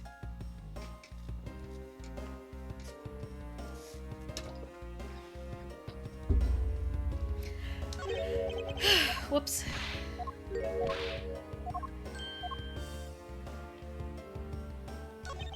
Is this basketball property of Mr. Portsman? Yes, sir. He's always ready for a match. Basketball, soccer, dodgeball, tennis. It doesn't matter what sport it is, he's game. Although, I think it'd be a little hard to play tennis with this ball. Oh. That isn't the point you should be focusing on, detective. You're right, sir. Now I know what I should be focusing on. Bad Mr. Portsman. Someone should teach him to clean his toys up after he's done playing. I think we've reached the end of this conversation.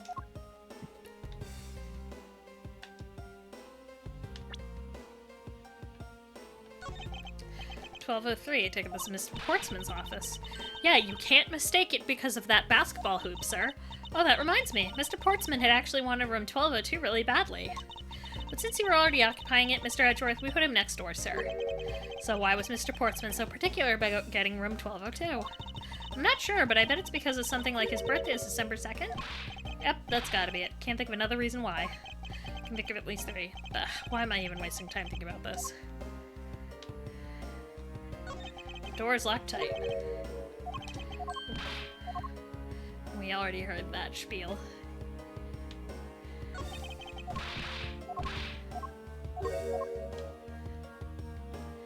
So...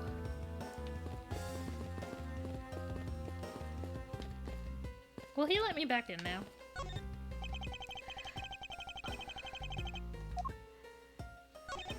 "1202.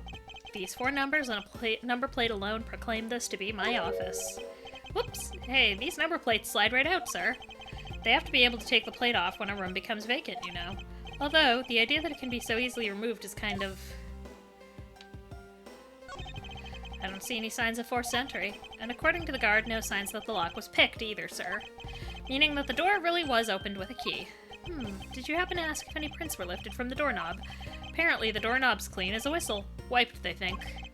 Whoever this thief is, they did a good job of not leaving any clues behind. Woo!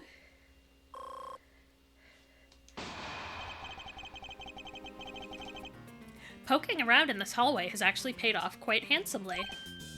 Huh? How so, sir? In a variety of different ways. I think it's time we had a little chat with the real culprit of this case. You know who the killer is? Wow, Mr. Edgeworth. As long as my logic is sound, then yes. The mastermind behind this murder is none other than Mr. Portsman. What? Mr. Portsman? I knew it! That's exactly what my logic senses were telling me, too. I suspected it was him from the instant he accused Maggie of being the killer, sir. That is anything but logical. Lady and gentlemen, prepare yourselves. Come what may, it's time to knock on Truth's door.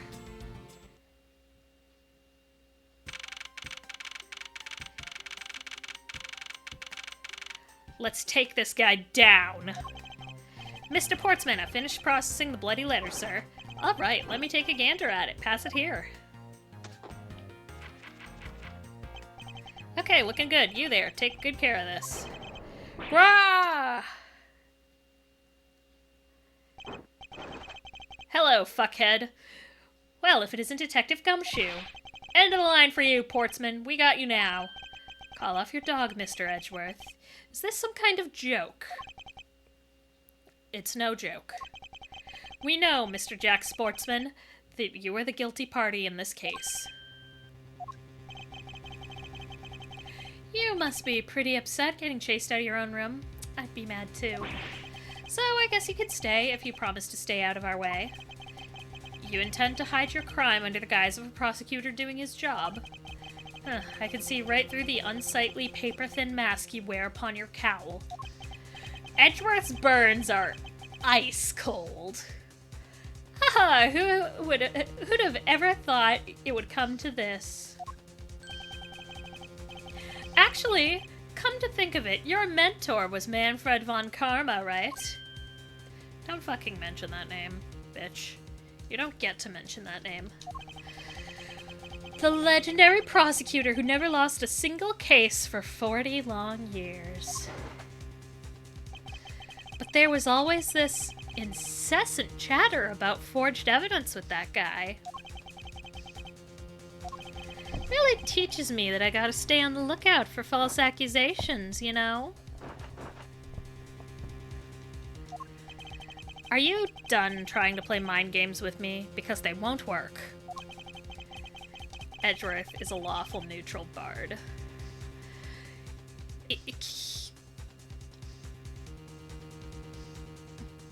Yeah, fair assessment, honestly. The only thing you should be using that mouth of yours for now is sucking me off. I mean, explaining yourself. Although that too will only dig your hole deeper. God damn it. The joke keeps going. Either way, your game is up.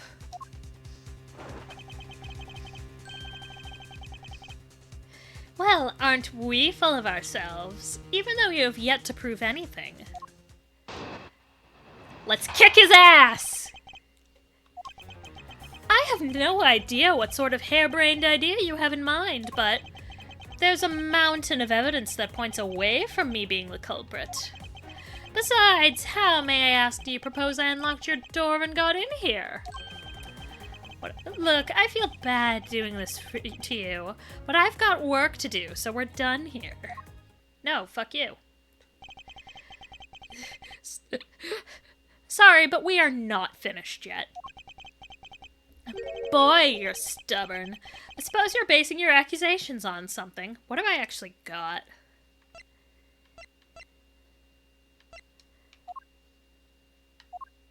Okie dokie. I'll show you what I'm basing my accusations on, with evidence and my great ass.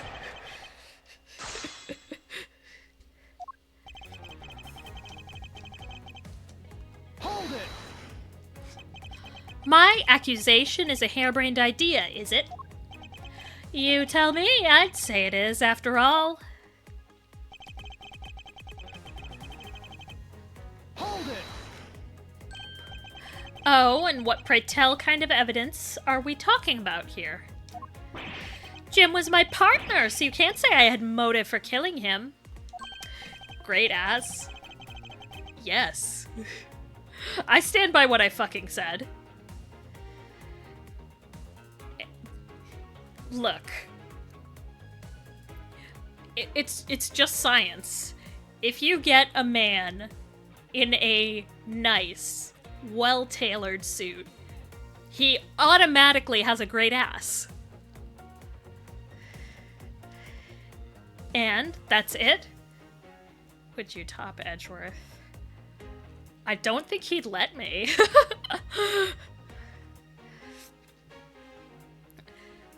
That's not even an anthill, let alone a mountain. But it's more than enough, wouldn't you agree?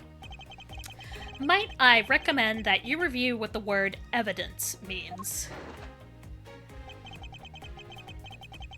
Why not? Corgi, you cannot tell me that Edgeworth has anything resembling bottom energy. This man would dominate me. And I would say thank you.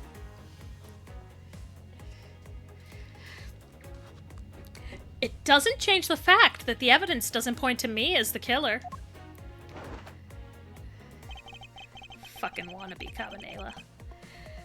Besides... Hold it! Dom, yes, that doesn't make him a top.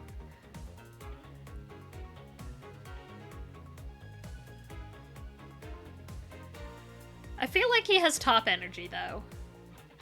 Unfortunately, I believe I've already shown how earlier. Your speculations mean nothing, as I still insist that I could not gain access to your room. What should I do now? He would power bottom so hard. I'm gonna have to do research later. You claim to have had no way to open my door. However, is that really the honest truth? Alright, I'll humor you. Go ahead, shoot. Very well then, I propose that you use this to open my door. Take that! Research, yes, sure. Listen, is it going to be me just Googling Narumitsu, which is the ship name for Edgeworth and Phoenix? Yes. I think that still counts as research. The fanfic I was reading as a kid was a little less, 18 plus than the research I'd need to do to answer this question. He gets glasses in a later game. I'd just like to point that out. Anyways. I believe you were able to open my office door, with the master key no less. Objection! Wait. Hold on for a sec. I never laid a finger on that key, as you already know. Precisely. You were able to open my door without lifting a single finger. Well, maybe you did, but only to direct... That's right. You used your finger to direct this person to open my door with the key. Take that! You had asked Miss Bird to open your own office door for you, yes? It only counts as research if you write it down and follow the scientific method. Do you want me to fucking write a research paper on how often Edgeworth is the power bottom in Narumitsu fan art? Do you really want me to come back with those numbers? Night, Rapturous. Yeah, I kind of forgot my key at home. Happens a bit too often for my taste, you know. Yes, I expect your dissertation in 2 days. God. That's a lot of number crunching I'm gonna have to do, because I know just by how long Narumitsu's been a thing, there's gonna be so much fan art to go through. How large does my sample size need to be? I'd accept a PowerPoint presentation. That would get me banned off Twitch. I can list percentages. I think if I start showing examples, I get slapped. Welcome to late night stream. We're doing great. But the room you had Miss Bird open at that time was not your own, was it? What? Didn't say to stream it to Twitch. What, you want me to post it to fucking Twitter? You have quite the imagination. But why don't we ask the girl herself whose door she opened, shall we? I'm certain that it was Mr. Portsman's door, sir. I checked the number plate to make sure I was opening the right door, sir. See, Miss Bird backs up my story. Yet what if you had misled her to fool her into thinking what you wanted? Ah, and how do you suppose I did that? By switching the number plates on our doors, for example. That's right, they do slide out pretty easily. Furthermore, you then used one other thing to give a very strong impression that the door she was opening was yours and not, in fact, mine.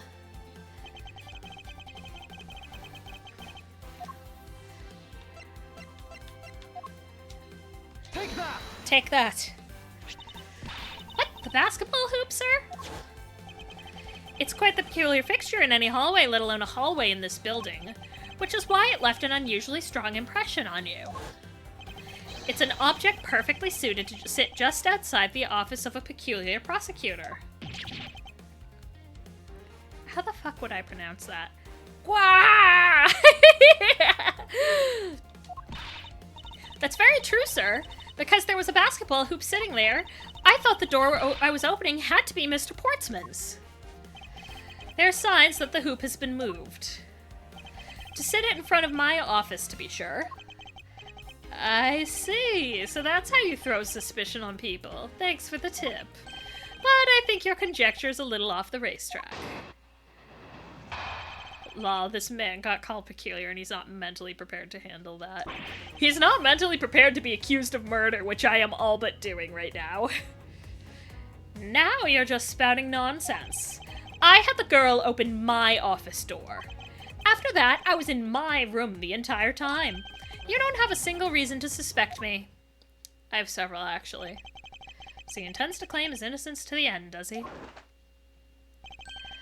I'm as pure and innocent as my jacket. I mean, he was mentally prepared to murder. Maybe. I don't know if he, like, actually premeditated it, or if he just kind of did it in the heat of the moment. I think he's mentally prepared to be accused of it. Who's to say? He's really trying to pull a Cabanela. And Miss Bird is as dirty and guilty as the jacket she wears. My jacket's not dirty, I'll have you know. I just washed it yesterday. Please calm down, for I intend to show who is the one truly covered in slime here. Here on Nickelodeon.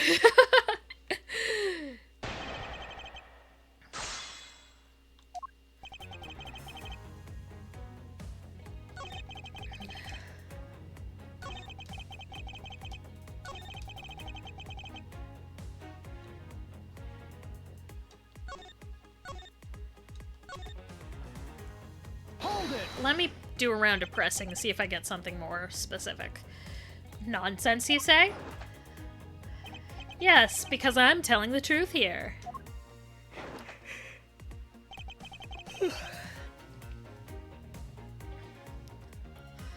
He disrespects Cabanela one more time with his jacket flipping failures, and I'm sentencing him to getting shaved. What, you're gonna cut off his stupid hair?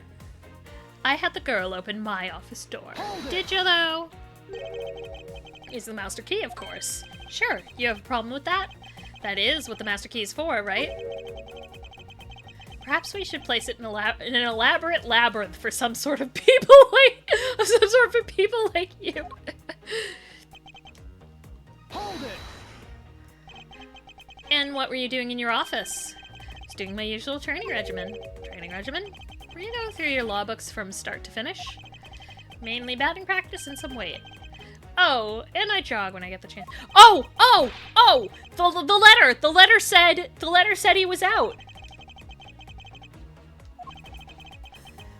Hang on. You weren't, and I have proof! Objection!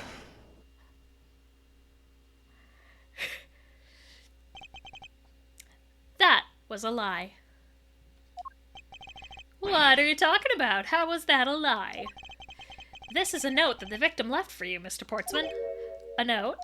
It was left under your door. Or did you not notice? And right here it says, but you're out. I love his smug-ass fucking smile. Edgeworth is incredible when he's not actively doing that against you. He's a pain in the ass when you're facing him. He's great when you're not.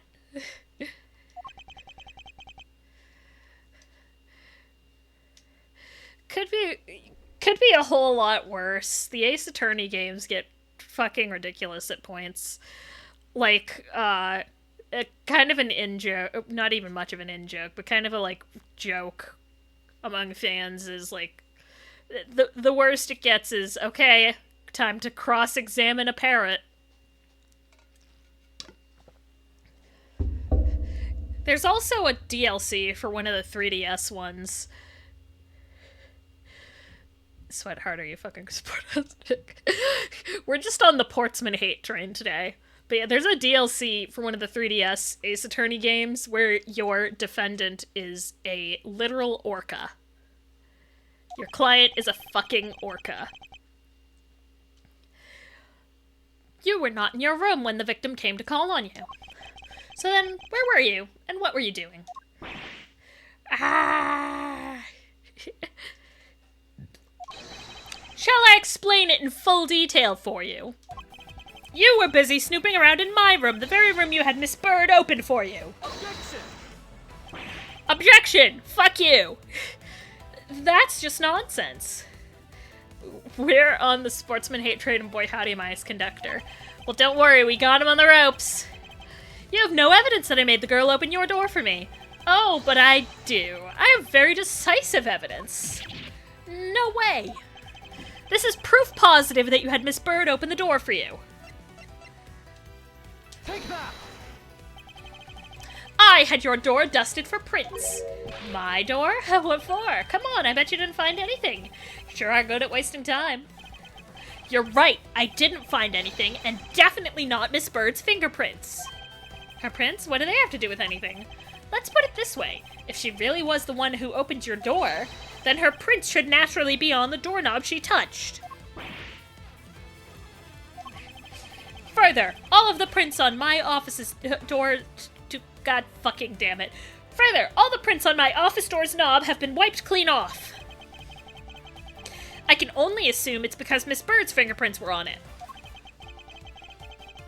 Don't you think it's time you gave up your charade? We know you stole into my office with the intent of stealing something from me, and Detective Faith found you out. Possibly because he heard sounds coming from a room whose occupant was on leave. Mr. Portsman, you killed Mr. Faith to silence him. And I had the misfortune to return when I did. You had to threaten me as you escaped. Wait, that leaves one thing. The missing second gun. As I said when you had the gun to my back, no one gets away with committing murder in my office.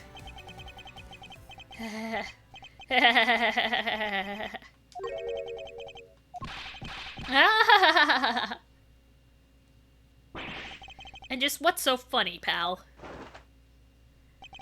Well, that look of stiff seriousness on the face of this office's finest prosecutor, as he makes a huge mistake in accusing me, is simply too much to bear. There's just nothing else like it in the world. He's totally a Cabanela reference!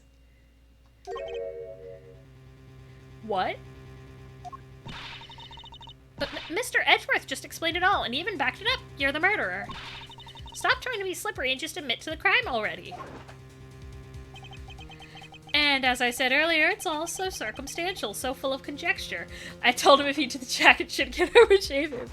That and the fucking using Cabanelas, there's nothing else like it. He is totally meant to be a nod to Cabanet. The fuck are you doing, sportsman? What the fuck is this animation? You say you checked my doorknob for prints. Well, I can readily confess that I had wiped that knob down well. Eh? I'm a little obsessive-compulsive, you see. I didn't want to touch a doorknob that you had touched, which is why I wiped the knob down as soon as I could after you opened the door. He's getting so fucking shaved and taking his eyebrows, too. He barely has eyebrows. After that, it makes perfect sense that only Jim's and my own prints would be on there. You made that up just now, didn't you? Furthermore, as for the note Jim left me, do you know exactly when that was? For all we know, he could have left it there before I arrived at the office. Like early evening, for example. You saying you failed to notice a note in your doorway. Taking his eyelashes, too. Hey, even geniuses fail at times. I was probably too preoccupied by work-related matters, although that's no excuse.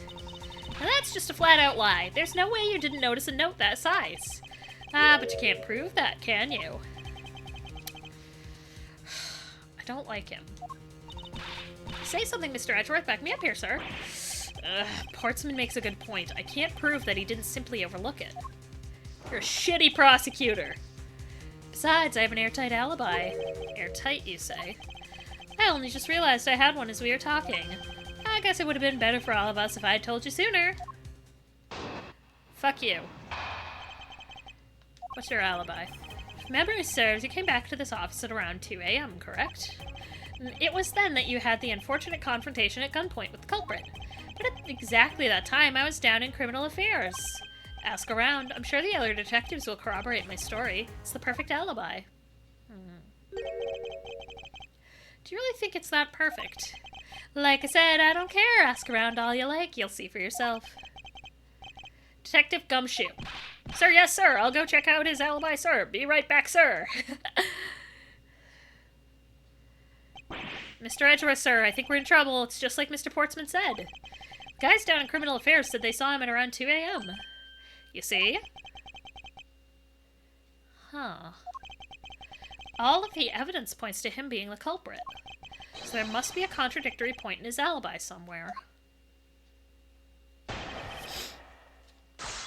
What have I got?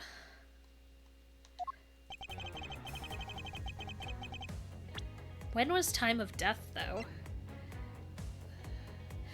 Right, we don't have an autopsy report yet.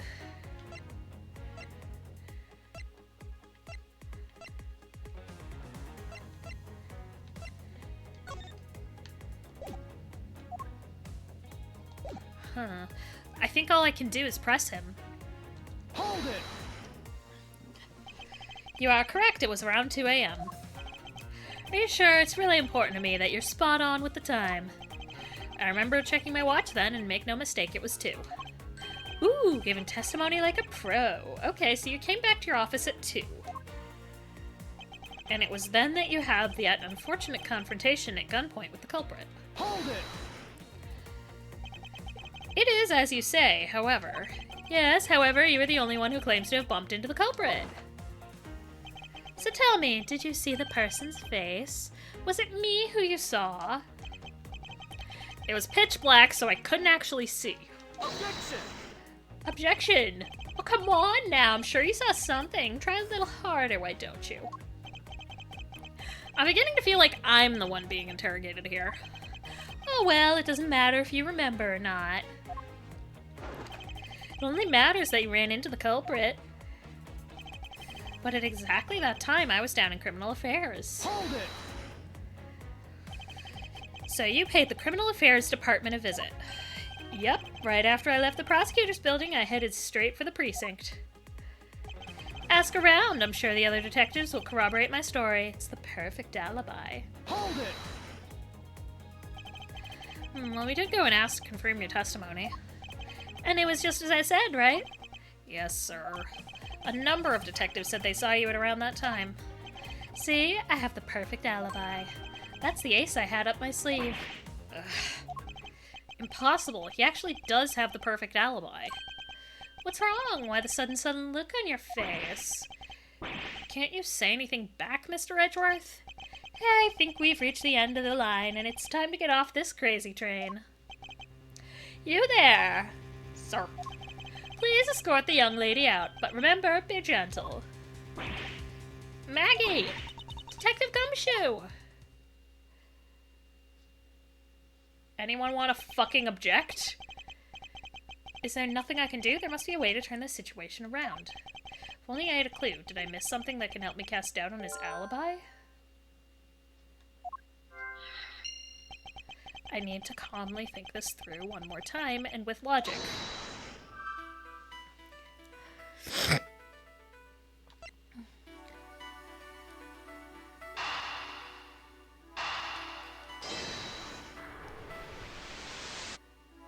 No.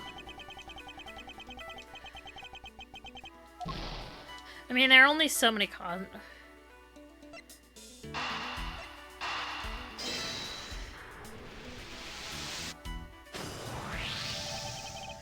There were 2 bullets left at the scene of the crime.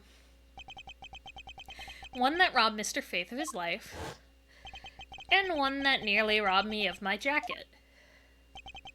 However, the murder weapon only shows signs of being fired once, meaning that it is entirely possible that a second gun was used in my office tonight.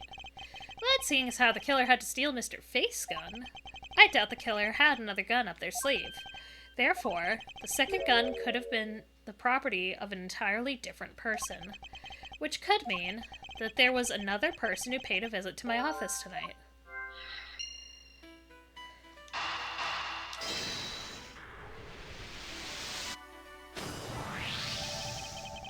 Supposing there was yet another visitor tonight. This feels like the old fucking SNL Stefan bit. New York's hottest club is Prosecutor Miles Edgeworth's office. Everyone who's anyone will be there. That would also resolve the issue of why my shelves were upended twice. Just how many people are trying to rob this man? Fucking everyone and their grandmother, apparently. We know that the shelves were disturbed once before and once after the murder. So it shouldn't be much of a stretch to think that it was the work of 2 different people. Once by the person... Are you EP? Perpetually. But I'm so close to finishing this case. Once by the person who stole the victim's gun and then killed him with it. And once again after the murder by our second culprit. Do you need to know? No, I need to finish this fucking case. Who was the owner of the second gun? If we suppose that the second culprit's gun was the one that was pointed at my back... Objection! Igiari! Mr. Portsman, it seems that I need to amend my assumptions regarding this case. Great, so you finally come to your senses. Mr. Edgeworth, sir, what are you saying? There's been a big misunderstanding on my part from the start. I had assumed that the person I ran into was the killer, but that may not be the case. What do you mean? The person I ran into was just your average thief. A thief? But, sir, doesn't that cause some sort of contradiction in the facts? Not at all. It simply means that the killer was someone else. And it means that in actuality, 2 culprits stole into my office tonight. What do you mean, 2? It explains both why my shelves were disturbed twice and how there were 2 guns. Mr. Portsman tricked Miss Bird and gained entry into my office. Objection! Shut the fuck up, sportsman. Now you're just leading the argument. You still don't have any actual proof, you know. If you could please go along with my hypothetical scenario now, Mr. Portsman, and take your objection and shove it up your ass. In the end, if you really are innocent, you should have nothing to worry about. Ugh.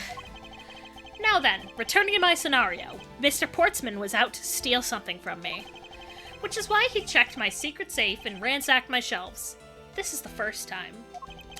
So then, this would be when the files were put back in the wrong order, right? 2 armor. Good. We're getting through this case. We're so close. Correct. And then, just when he was about to look somewhere else, who should walk in but his own partner, Mr. Faith? But why did Mr. Faith come into your room, sir? He probably had business with Mr. Portsman, which is why he was in the area. But that's when he noticed sounds coming from my office, would be my guess. Oh, because you were supposed to be away, right? And he must have thought it was odd, so he came into the office to check it out. Correct. And as a detective, that was the right thing to do. Except it got him killed, so maybe it wasn't. But when he came in, he found his own partner standing there, doing a thief. Because it was Mr. Portsman, Mr. Faith probably let his guard down. But Mr. Portsman was not so merciful as to let him leave alive. He waited for a chance and stole Mr. Faith's gun from him, and then... kablammo! He killed him. He silenced Mr. Faith for catching him in the act of stealing. Truly here, the face of innocence.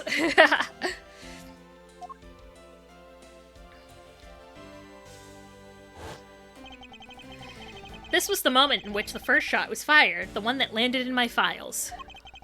Following that, Mr. Portsman wiped the gun down and left it behind as he made his exit. He could afford to do that because he had also left the fake dying message behind. You're such a complicated troublemaker, you know that? Well, if things were as simple as that, then all would be solved. However, there was yet another visitor to my room, and this is where it gets complicated. There was another? Visitor, sir? Yes, and this other person's objective was also to steal something from me. Now then, even after Mr. Portsman left, the door to my office remained unlocked. However, this new visitor had no way of knowing that, and so they stole the master key from the security guard's room, and then entered my room and searched through my shelves. This was the second time they were disturbed, and it seems the thief found their prize. The stolen O file, right, sir? Correct. Only just as the thief was about to leave with the file, I appeared. The thief then threatened me with their own gun and made their escape.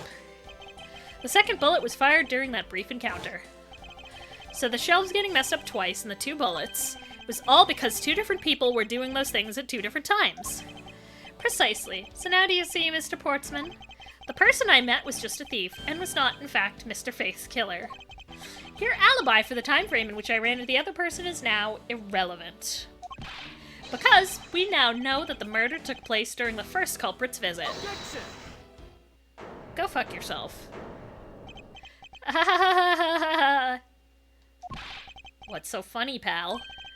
Absolutely splendid. Your scenario explains everything. Of course it does. It's Mr. Edgeworth, after all.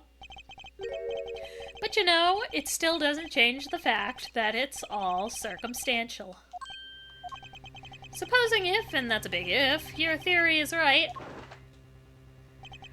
it would indeed render my alibi, which has withstood scrutiny, mind you, irrelevant.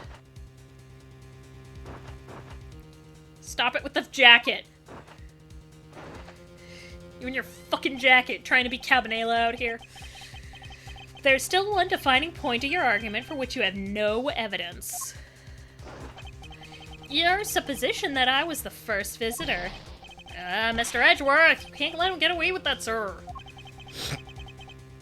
But he has a point. I have absolutely no proof at this point. Don't say that, sir. I don't believe this. Don't worry, Maggie. I'll do something if I must.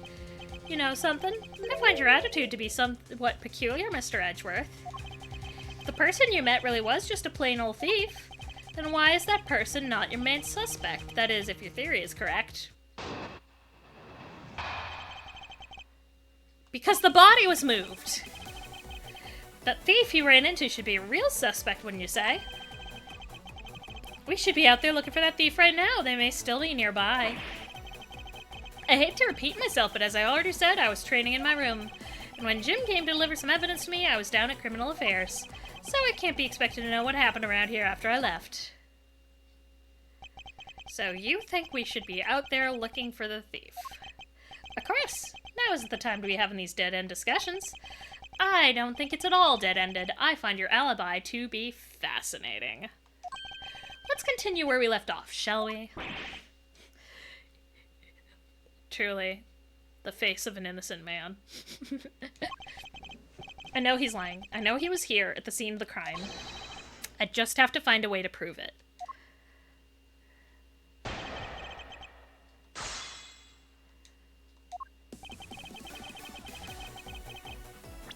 What have I got?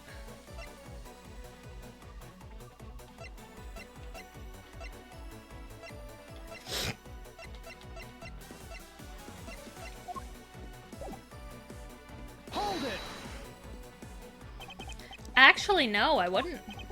Why not? That's elementary. The dying message, of course. Mr. Face Killer very clearly left those letters on the spine of those files, and it was after they were there that after they were on there that the thief stole one of them. You mean the O files, right? And that's how we also know the letters themselves were set up and not from Mr. Faith.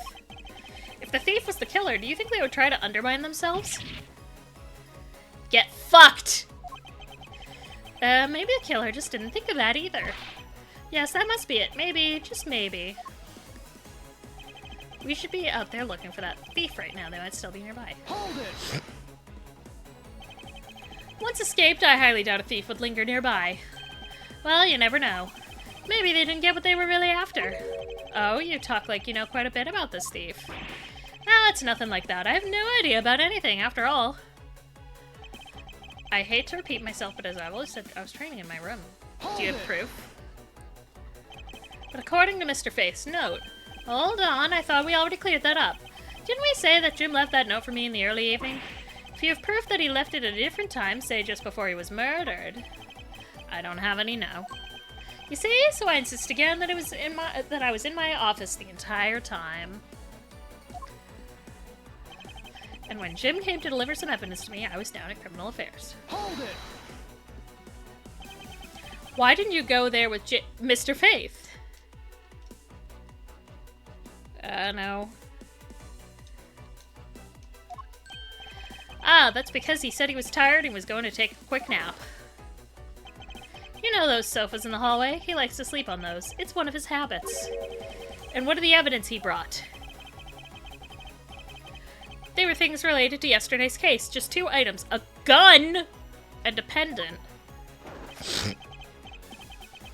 Interesting. This piece of testimony seems too crucial to let slip through the cracks.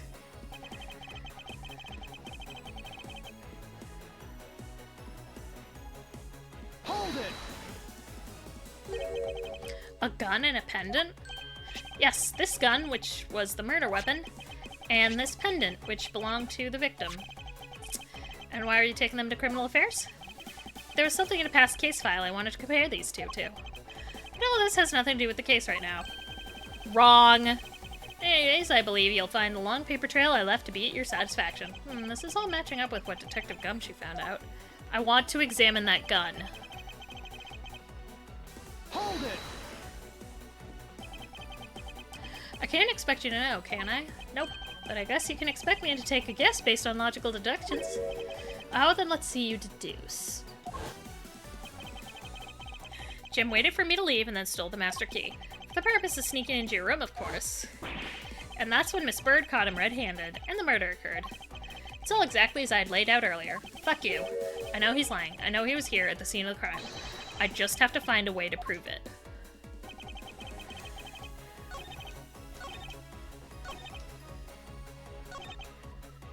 It's gotta be this. Right?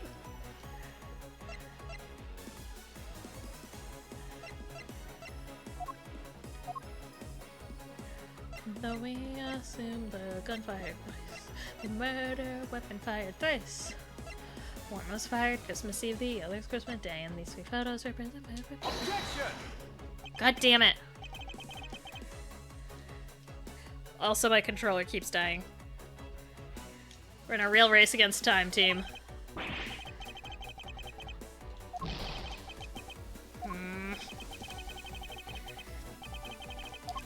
It's gotta be something with that.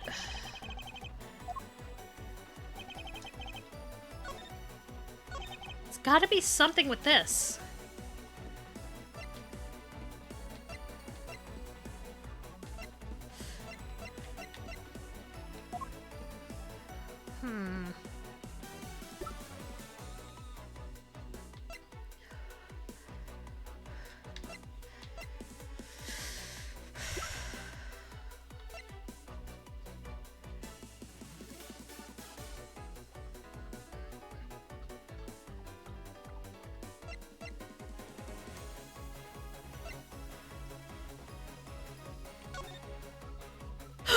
He brought 3 pieces of evidence!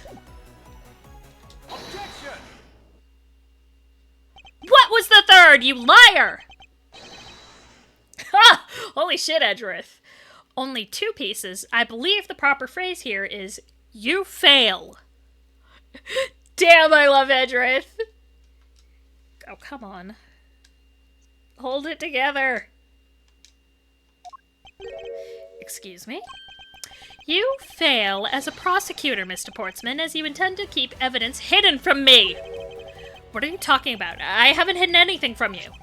Well, here's a piece I think you should read. Carefully. Ah, it says that Mr. Faith was bringing 3 pieces. Please replace the batteries. I am out of batteries. So we are just gonna do our best here. Worst case, I think I can grab a cable. I just have to go to BRB quick to find one. But it's holding together. It's holding together. None of this is on a timer, so it's fine. I can't believe to get tripped up by simple arithmetic. Where is the missing piece of evidence? It's... You have it, don't you? Only the guilty would make such a face. Detective Gumshoe! You don't have to say it, sir. I'll pat the guy down from head to toe. Nice dodge. Don't come any closer, I'm warning you! This is all part of the investigation, pal, so don't even think about stopping me. Man got fucked up by math. He did. Hey, what's this? Get this on him, sir. Despite what you said, it would appear that you do have something to hide. But why would he hide something like that? Huh, there's only one reason why anyone would hide evidence of this caliber. Because it would unequivocally point to that person himself as the real killer. Let's examine this videotape in a little more detail. For the section of the tape that will drive the last nail into his coffin.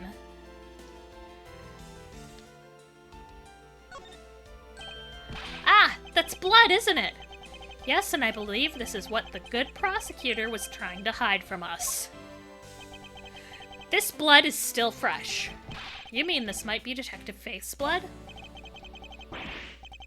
No, you've got it all wrong. Huh, no amount of denial can save you. We have but to run a blood test to find the truth. You told us that you had received evidence from the victim earlier.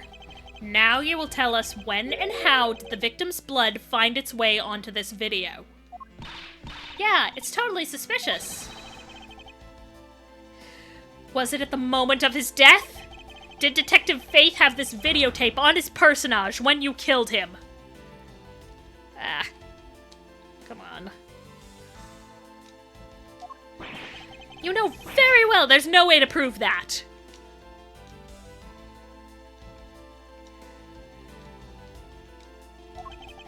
Not even if we were to examine this tape for fingerprints.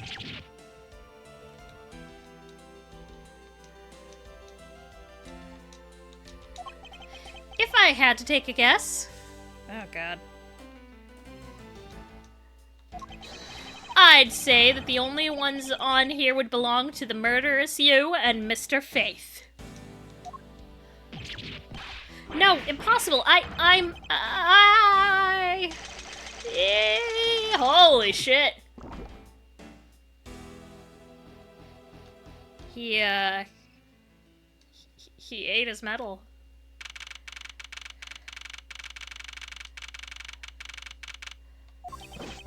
Mr. Portsman has been placed under arrest for the murder of Detective Buddy Faith, sir. Very good. And the results we got back from the lab techs on the tape turned out real solid, sir. The blood work came back, and it was definitely Mr. Faith's blood on there. Fuck, he killed himself by eating his medal. No, he got taken into custody. And as a bonus, they were also able to lift a few of Mr. Faith's fingerprints as well. Thank you so very much, Mr. Edgeworth. I still can't believe I got to see your cool deduction skills outside the courtroom. I'm impressed beyond words, sir. It was nothing. I'm just sorry you got caught up in a murder in my office. Please accept my apologies. It was nothing, really. Compared to what I've been through, I mean, I consider myself lucky that it was only a burglary and a murder this time, sir. If it had been a holdup or a hostage situation, I'd have thrown my hands up in the air.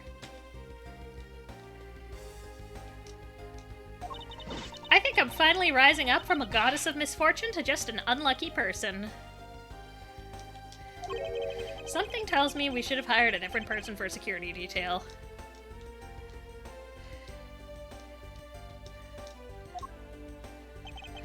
You know something, sir? That Mr. Portsman really was one corrupt prosecutor. And why would you say he was corrupt? God fucking damn it. Well, I heard that there were a number of suspicious things related to his court cases. There's even rumors about how some of the evidence he uses is forged, sir. I sentenced Spork Man to 80 years jail. Why is he Spork Man? And they say he even decided not to prosecute a few cases for some really vague reasons.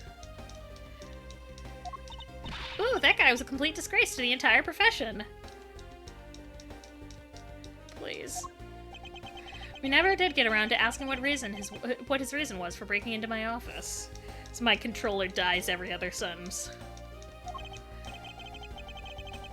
Because it's funny to further bastardize his name.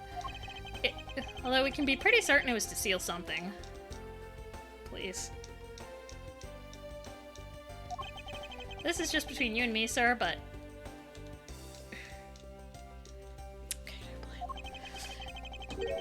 There's a rumor that some sort of huge organization is involved behind the scenes. Oh? Well, well.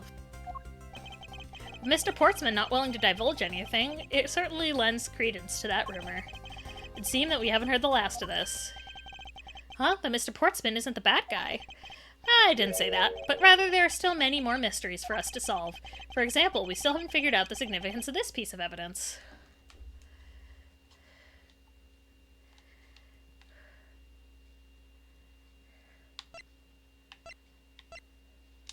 Take that! The person who stole this file, the other villain of the night. Yeah, I wonder who it was, and what happened to the stolen pages. I wonder, who in the world was it that held me up at gunpoint? Mr. Edgeworth, sir! Yes? I came across this while I was processing your office earlier, sir. This card. What is it, sir? Is that a bird or something on there? It's not just any bird. This is the mark of the raven, a three-legged raven. Gets 30 years for murder, 10 for contempt, and 40 for that haircut! Oh, it's about that thing, isn't it? The great thief everyone's talking about. Please. Yes, it is the mark of the great thief Yadagarasu. Under the mark of a legendary bird, the Yadagarasu is a noble to the end. A modern Robin Hood. Labeled mysterious and phantom-like, the Yadagarasu appears and vanishes at will.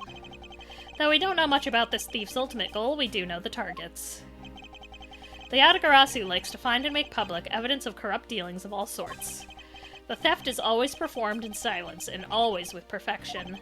Once a target is chosen, no dramatic calling card or announcement is sent forth. Instead, the chosen corporation is infiltrated without even the target noticing. Some days later, the evidence that was found is sent out to the mass media.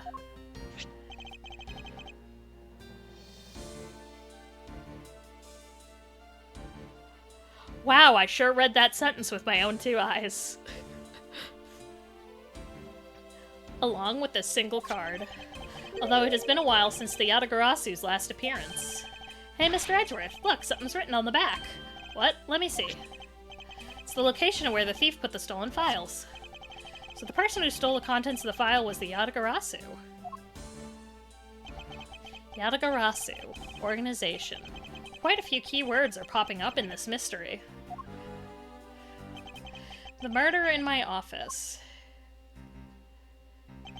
The return of the great thief Yadagarasu. Why is that your response? Why wouldn't it be? I didn't need to hear about bird penis today. Looking back, I can't say that I didn't see these events coming. For they are heralded by the incidents that began to occur 2 days ago. Anyways, we made it through.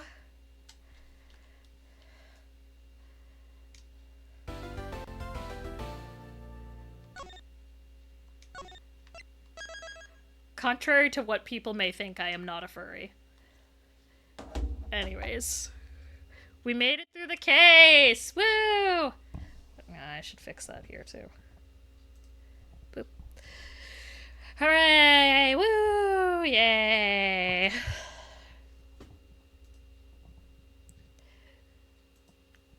Let me close that. I really fucking love Ace Attorney.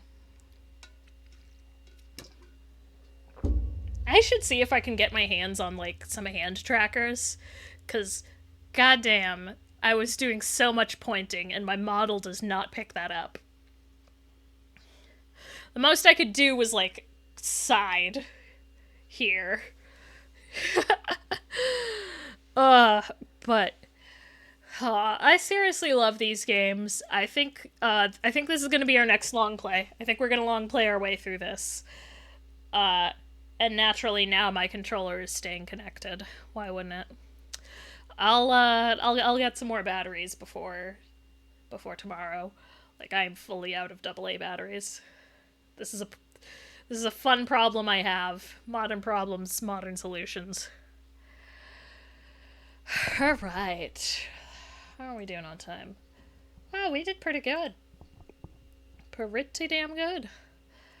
So I think we're gonna call it a night here. Excuse me. If I could hit buttons correctly, that'd be great. So, have a good night, everybody.